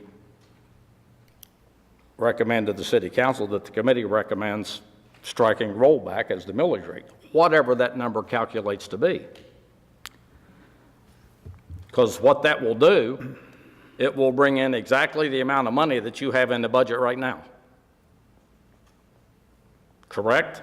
The tentative budget, you have the same amount of money you're getting now, and that's what rollback does. It gives the same amount of money next year. As long as we continue with the current level of revenues, which we don't expect to after Yeah. the homestead, Well, yeah, additional that's- homestead passes. Yeah, but see, that homestead is going to be when? That's on the ballot in November. Yeah, that's 2 years out. By the time that goes through and gets promulgated into law, that's 2 budget cycles down the road. That's nothing that's going to happen next year. Right. That exemption is not going to get added in next year because our legislature is not going to be able to write the laws to implement that amendment and I'm assuming that it will pass.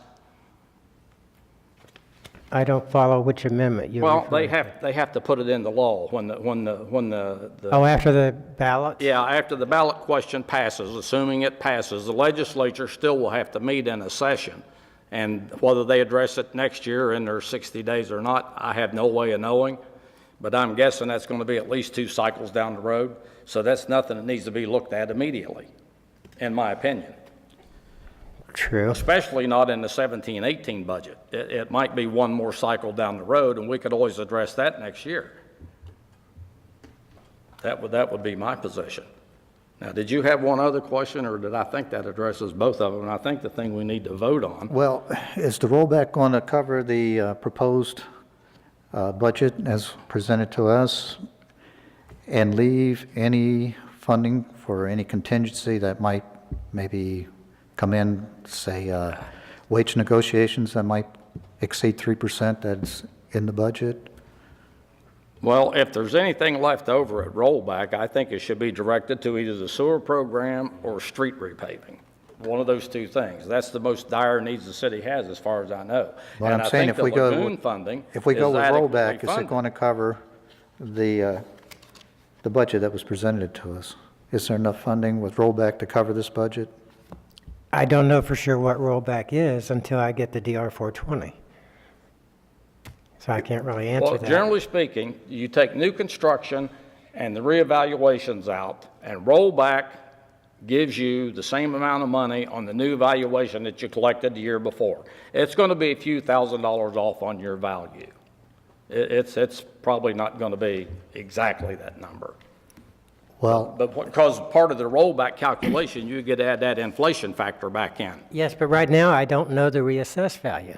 Right, and we don't know what it's going to be. So I have no way to Mr. compute Chairman, rollback. But I think rollback. I mean, I think as a committee, we should recommend rollback. And Ed wants to go with the 3.8 something. Does anybody else have an opinion on what they would like to see? yeah, I have an opinion. I always have an opinion. But I like the budget that was presented.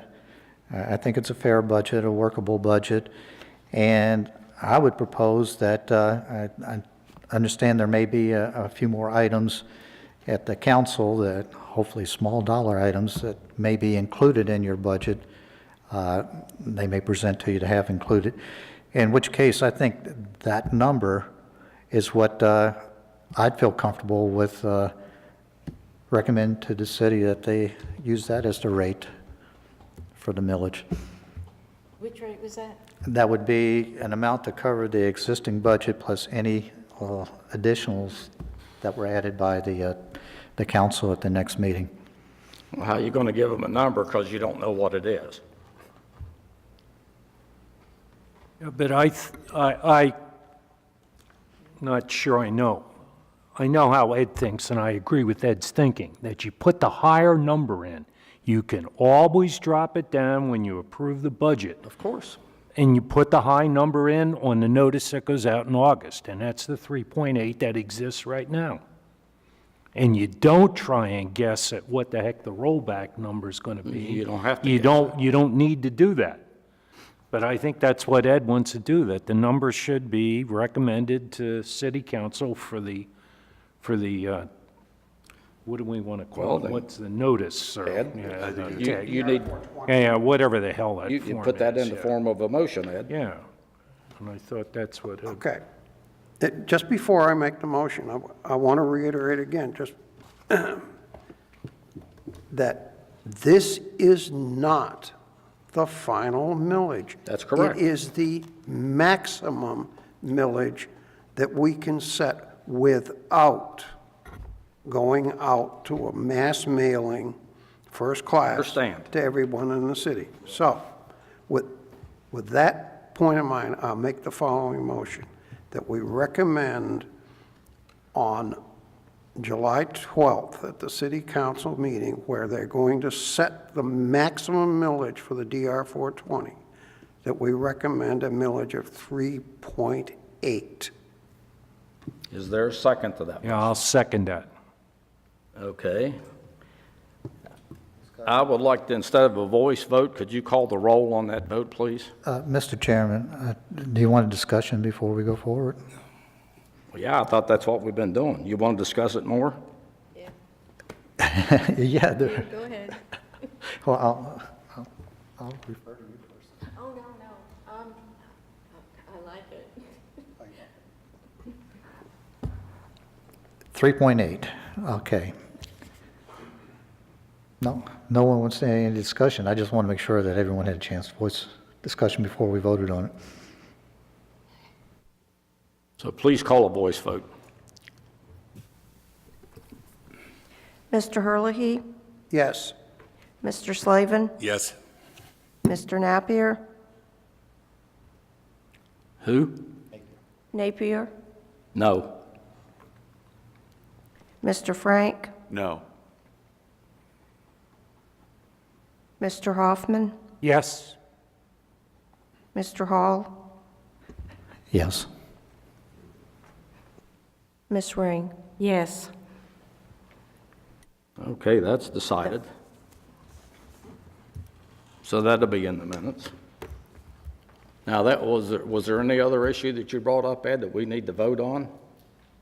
Because I think these other things, we can't, I don't think we need to vote on the idea of, well, yeah, I don't All right. either, because it depends on what they set the millage rate at.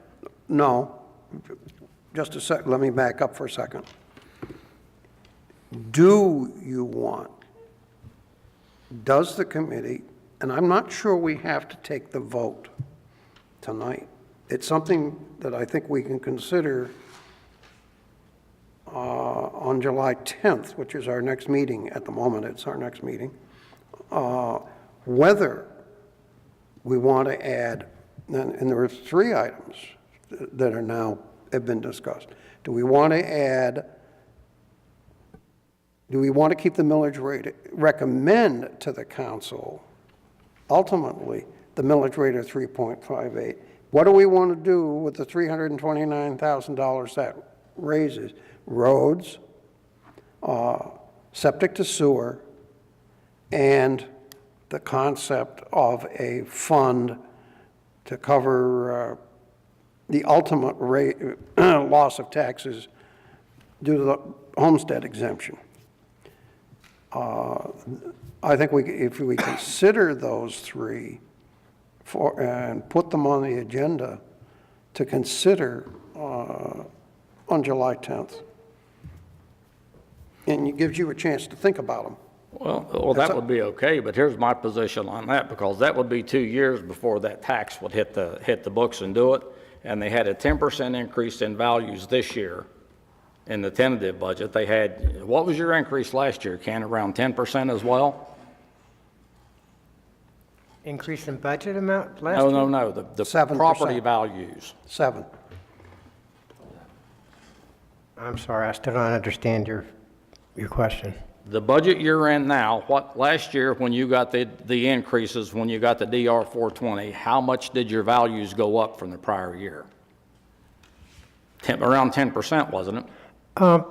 Yeah, it was about. And you had the same number this year, around 10%. I gave you the number tonight, it was like 25 million. So one more year, assuming you get another 10%, the value that Ed's concerned about losing is going to be made up in increased values from growth and reassessments and property being worth more money. So even if they lay another 25,000 on the top, growth is going to eat that up, and you're not going to need a bucket of money to help you. I don't see it. I don't see it would be there. I think growth would take care of that. And I agree, but I do think that we also need to decide as a board what we want to do or recommend to the city council we do with that additional Well, if you want to funding. recommend they set aside $325,000 for that, I would recommend you tell them to take it out of their unrestricted, unencumbered fund balance in the general fund and designate it specifically for that purpose, so the money could not be spent for anything other than that if it comes to happen. That's how you handle that. Right, Ken? And it'd be set aside for what purpose? If You so could make a chose. you could designate a portion of that just for that use. Yeah, it's an unrestricted item in the fund balance. It's part of GASB, but We just move it out of the I'm having unrestricted. trouble getting past the point that I'm I'm sure this city needs at least $5 million for hurricanes. We're going to be down to $4 million as soon as we pay the bill for the docks. You're going to get a lot of that money back from FEMA, aren't you?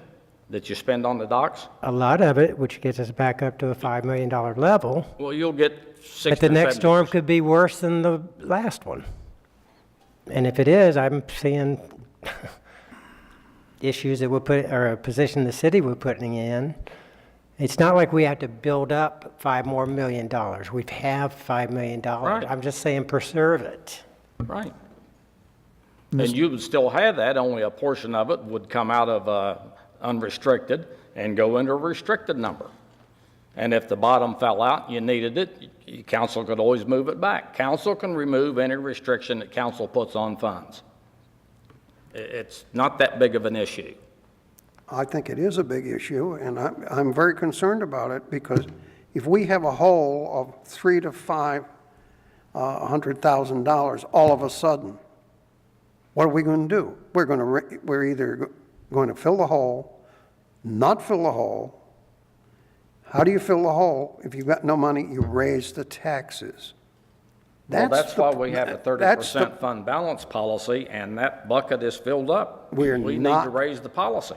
Larry, you got to understand one thing about this committee. It may not be this year, but for the last 10 years, this committee has always voted to keep that fund as close to $5 million as possible and not commit it to anything else. I wasn't aware they voted on how big the balance would be. Then it will be my suggestion that we raise the fund balance policy. Well, that's what this committee has done to date. If we want to change it, we can change it. But Well, and that's what I'm that's where it is right now, and I'll be very candid with you. I'll fight you very hard to change that fund. I totally agree with Ken. Well, all I'm saying is if they don't want to change it, then let's change the policy. Can do. Instead of having it at 30% of the general fund expenditures, make it 50%, if that's what Ken's comfortable with. I'm not saying do away with the money. All I'm saying is, if we got a policy that says we're to have 30% in that specific number, unencumbered, undesignated reserve, then let's make the policy match the number we have. The other problem that you've got, you're talking apples and oranges. I'm talking about all of a sudden, we possibly could have a hole 2 years from now of $300,000 to $500,000. Are we going to make that up by increasing taxes all of a sudden? Is that what you want to do? No, you don't want to. No, particularly want to do that. But you don't want to take it out of that $5 million. No, that's what I'm saying. Nobody's saying take anything out of that $5 million. So I'm saying is to cushion the thing that we take some of the money from this year and next year so that we can cushion that thing and ease into this thing, and we don't have this big bang in the third year out. Well, if we raise the policy to 50%, that number, that cushion's going to be there. The $5 million, the $5.8 million that's there now is not going anywhere. It's going to stay there. Well, I see what Ed's talking about, but we're talking about an ongoing recurring item, so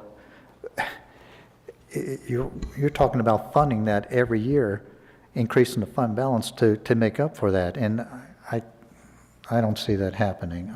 You don't want to take reoccurring expenditures and use fund balance for it. That's correct. Or reoccurring shortfalls, whichever. That's what you don't want to do. And as far as any additional funds that the 3.8 millage would generate, I think that we need, as a board, need to come up with ideas right We now. need to make a recommendation to the council what to do with that money, if So- that's the number they go with. So that Ed can put it in his presentation to the board here And the for the next possibilities meeting. were the sewer fund and the road fund, and what else did you say, Ed? The three items were The sewer? sewer grants? the sewer, the roads, and the possibility of whether we want to create a fund that has to do with, I keep losing the What's the cushion, the loss on the extra homestead exemption? cushion on the homestead exemption. So there's 3 items, and those are the big items. Roads are always the big item. Yeah, there's lots of small things. I mean, I could name some of them. The south parking lot south of Riverview Park. That's a biggie. More parking around Riverview Park. You could go on and on. Working waterfront. But I don't know if we want to touch that stuff. I think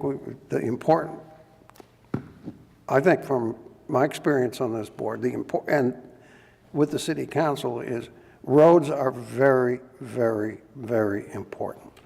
I agree. I think the roads are the most important issue we have, And I other could than support trying to that get myself. all the properties down on the river connected to the sewer. I think that's equally as important. So, there you are. The roads, the sewer fund, and the homeowners exemption. Anybody got any other ideas? I mean, I'm wide open. Well, I agree with 2 of the 3. I don't think we need to build a cushion for something we don't know about yet. I agree. I can go with 2 of the 3 also.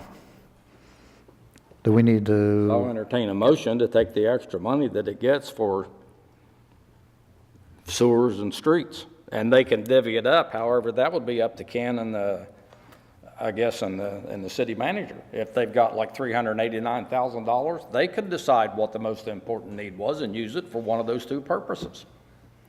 I'd make that motion. I would second. Let's have a voice vote on that as well, please. Any discussion? Let's make sure we know what, Yeah, I want to know exactly what the, what the what- motion is, please. give us it again, Harry. The motion is that we recommend to the city council a millage rate of 3.8%. Any increase, which here is projected, it could be in the neighborhood of 329,000, be used by the city council for 1 or 2 additional purposes, and that would be for road improvement or to help with the sewage linkage. Okay. Wait a minute, discussion. Yes. Okay. What you're saying is you want to tell city council you don't like their direction to Ken and the city manager for the current year budget, which they wanted to roll back and not increase you're saying you want to tell them, let's hold the millage rate at 3.8 and let the dollar value go up, and we want That's you to not what was spend. said at all. Well, sure, that's what No, I it hear isn't. you What saying. city council will determine, if you recall Ed saying 2 or 3 times, it's the maximum millage rate. Yeah, we already said To that. do We that. already voted on Okay. that, but that's for the Okay, notice. but what if the city council decides to go with that 3.8, and then there's extra money in there? Well, what, are you trying to say you're interpreting their intention? Well, their you're intention- their intention direction- right now is to roll back. Their direction was not to levy a They didn't penny give more you than any needed. other direction. It was Their not to direction- levy a penny more than was needed. Right? That's what their much what they said. direction was. I'm sorry, I find you guys trying to override city council right now. I find this motion premature. I think we have to wait to figure out what our millage is before we can make any decision on how something is spent. We may not decide to go with that. We may decide to go with rollback. We haven't decided yet. Well, it's really not So I think premature, it's because if premature. the council, they set, what is it, on the 12th, Ed? They set the tentative millage levy? We have a meeting on the 10th. They said the council sets the tentative millage levy, the tentative millage, the maximum millage, if you will, the tentative millage that goes in the budget. That gets set on the 12th. If we don't do this now, they're not going to know what our position is. Okay, there's one other thing, and I think this might help. And maybe part of this is my fault as far as timing goes. Basically, what the council is doing on the 12th is setting the maximum millage, period. Yeah. They're not doing anything else. Now, in August, what's the, August is just a budget workshop. They don't actually vote to set the millage until September The final hearing is September 27th. The preliminary is September 18th. Right. So we've really got until sometime in September, because we've set 3.8 as the max. If we want to recommend to the council 3.8 or 3.75 or something between rollback and 3.8, and recommend where that goes. We've done this before. We did this three years ago. But we've when just we gave- recommended a 3.8 millage levy to the council, not to exceed that Right. maximum millage. This But- committee's already voted and recommended that. But we don't have to do it, on July 12th, we don't have to make these recommendations at all, No, we don't. okay? But I thought you wanted to. We don't have to. We could do it later on and let them think about it. If this committee wants to do it, because as Bruce said, what we're doing is we're recommending more than what the city council said they want to do. But I'll also say this, they've also looked at us and said, have you got any other ideas? They haven't locked us out, Bruce, I understand that, okay? They haven't locked us out. but I don't see the need to rush into this. That's why I just said what I did. I think we're perfectly fine. When's your budget workshop, Ken? It's in August, right? That's when we can discuss it. August 9th. Yeah, we can discuss it August 9th. Well, if you think you could be successful in getting Ken to change numbers in the budget, I don't know. That's pretty hard to do once you get that far down the road. What, physically change the numbers in a budget? Oh, we're not changing numbers in the budget, come on. The idea is, you're not gonna change the majority of this. We're talking about how you would spend $300,000. Right. And and you already decided, it's roads and sewers, it's That- that. That's a pretty simple. Yeah, but that's not in the budget now. But that's easy to put But in. that's easy to put in. We've done that in the past with them and told them, hey, we want you to add, what'd we tell them one year, $200,000, put $100,000. Well, that's the here motion and- right now that's on the floor. And that was easily is- done. The motion on the floor is if there is extra money, to put it on these two areas. That's all that motion is, right? July the 12th, we are supposed to present to the board our recommendations in the proposed millage, July the 12th. No, we do not have to. Per the schedule, July the 12th, you look it up. Now, from that, the city will go ahead and they'll make a recommendation as to what the interim millage rate should be, and that's what'll be coming up in September for public hearing and so forth. That's July 12th, when they set the tentative millage levy on the 12th, and then they don't look at it again until they get into the first public hearing and then the second public hearing, right, Ken? That's the process. No, actually, we had the budget workshop on August 9th, and August 9th. that's when I will we'll have more information that'll be more definitive that they can act on. They will then actually set a tentative millage levy then in August? No. That's what I thought they used, whatever they're going to come with in this July 12th meeting. They really have between August 9th and, Because they're going to set a maximum not to exceed millage rate. They could always lower it at either one of the two public hearings. They could always lower it if they wanted. certainly. Yeah. But then that puts a lot of pressure on you to get your budget summary ad and everything ready if you go changing revenue numbers in the budget. That's my point. Yeah, and I would be there recommending to them if there was some big change that came after the first public hearing, because I have to advertise, or to make it after. Advertise the second one, I mean, correct? they can vote to agree to vote on this and approve it after that, but as long as their official action is to leave the budget document intact, then between Right. the final and the tentative get Well, our next incorporated. meeting is what, July the 10th? And there we're supposed to approve what we're recommending to the city council. And that would be what Ed brings here as his PowerPoint. And that's a Monday. On Wednesday, that'd be given to the city council. According to the schedule, that's our recommendation and our recommended millage, proposed millage rate. So I was thinking now to give Ed some time to come up with his PowerPoint, we ought to try to, as a board, finalize or get a consensus as to what we want included in that, so we're not running around at the last minute.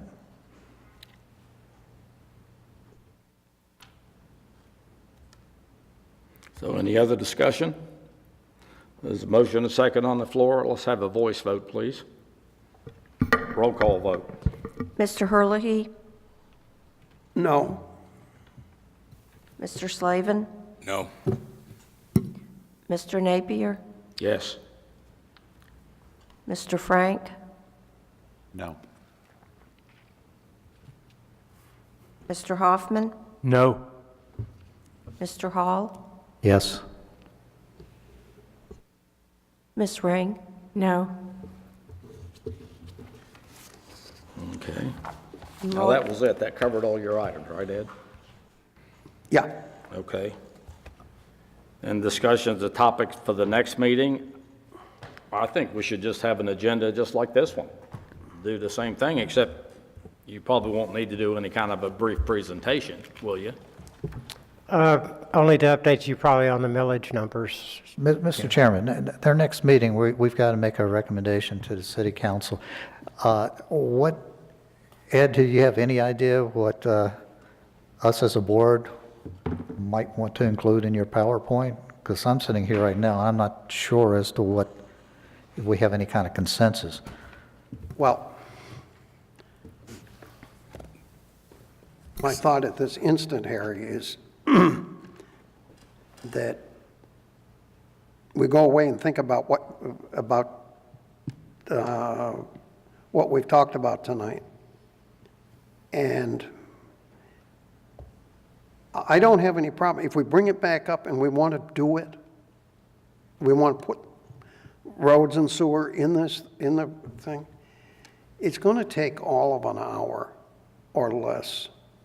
I'm going to have that PowerPoint put together with holes in it. And all I got to do is punch the thing in. On Tuesday morning, the 11th, and send it to Ken so he can send it out to you. Okay? I can't send it to you directly. And if you have any thoughts about that, you'd probably have that, if all goes well, you'd have that early afternoon on Tuesday. And if you have any thoughts about it, you can call Ken and tell him. And he can relay them to me and any changes we can make and send them back out again. You know, I get everything ready for Wednesday night. Well, I don't know how we could make changes without having a meeting. Ken, what we was the board's direction to you as far as the funding? The council's direction? Yes, I'm sorry, the council, yes. Their general direction was to not spend one penny more than necessary. To maintain the And level of service. I don't know that their motion included going to the rollback rate, but it's been pretty clear that that was No, I don't think it was that specific. I think it was a general. just general One- comments yeah. they made that they. One they penny kind of- more than you needed to maintain the level of service is the way I took it. So Yeah. if we recommend it to them, they go with a tentative 3.8 and a final as to what it would take to cover the budget as presented. That's something that I could entertain. We can discuss that on the 10th. And that's, we can have, that could be under board matters for comments and discussion by individual committee members. And we can always take another vote. if we need What to. I can do is bring in the PowerPoint based on where we are tonight, which is rollback. This budget, rollback. This budget presumes rollback, yes, Right. it does. I can bring that in. You know, all, Okay. 'Cause I feel like most of the members on the board, myself included, would like to entertain what the council had recommended to staff. Because it looks like a good budget, It was in some of the backup that we got. and that's where I would stand on it. Could we firm up some of those numbers on the roads before we decide what I the hope we could PowerPoint get those looks before like? the meeting on the 10th. I That'd assume be that's on in the the 10th engineering then. department, right? I just say something about engineering. We won't get it by the 10th. I can tell you that for sure. Right, Ken? Very doubtful. Very doubtful. Very Enough doubtful, make said. it what? We will not get any road numbers by the 10th, Oh, okay. okay? When you looked at it, did it have numbers in it? No. What it has, You it's... just had the condition of the streets. It's a color-coded map of Sebastian. Good, medium, bad, terrible. There were, if I remember the numbers, that roughly 2.5% to 3% were, on the line were, bad. And we've pretty well covered them up. They're pretty near, no, they're all done with them this year. Vosel, the top end of Barber, a bunch of Is others. that the worst condition? Is that the one like the basis failed, the bad? Yeah, That's the failing streets? yeah. I think they have attacked most of those. Now, they've also done something else. They spent the money and bought a truck that's totally devoted to patching the roads. It's not the way it used to be, which was terrible, that didn't work. Now they've got something that works. It's hot patch, not cold patch. Yeah, and this is something that the county has got one, now we've got one, and they really do work. I mean, I've been watching a couple of them in my area that they've The hot done. patch is much better. Oh, well, the whole scheme, I won't go into the scheme that the thing does, but there's all kinds of stuff that it does. Anyhow, so they feel between that and the plan they've got, that that'll work. But the problem is, every year, we get water problems, and we lose roads that we didn't plan on losing. So the question will be, is how much more do we need next year, and so on and so forth. It's going to, we just won't get the number. I'm not going to go into why, but we just won't. And it's going to be a problem getting that to some extent in the future, because it's going to cost us some money to get it. You know, it seems like there's, I don't know this to be true, but it seems like there's not enough coordination between patching the road and taking care of the water problem. I mean, you patch a road and it needs repair because the swells along there are flooded. It seems like that'd be a two-step process to do them both at the same time, so you don't have it tearing up what you just corrected. Well, as I understand it, part of our problem is that we've stretched the Public Works Department very thin. For instance, right now, they're pretty much devoted to the golf course, tearing out Brazilian pepper, and it all has to do with redoing the greens, fixing drainage and so on and so forth, you know, to save us some money. So they're not doing other things. The drainage people are doing their thing as much as they can.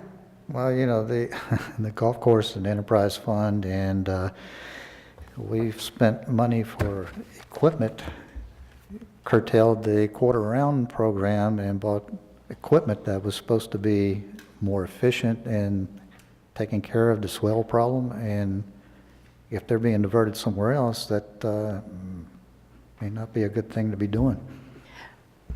I was talking to the city engineer, and the next set of roads that really need to be done is going to be the Highlands. That was the one that had the flooding problem, and they've sort of fixed it. They put a pond out there.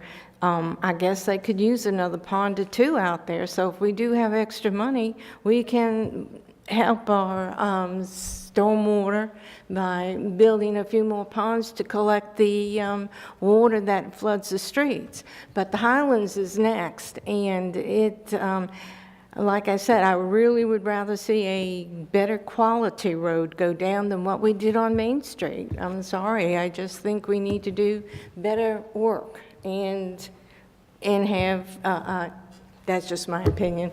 Thank you. I live in the Highlands. Ken, you're good with what to do for the agenda next time, right? We haven't totally confused you, have we? Yeah, I understand what to put on there. Just make it like this one. Okay.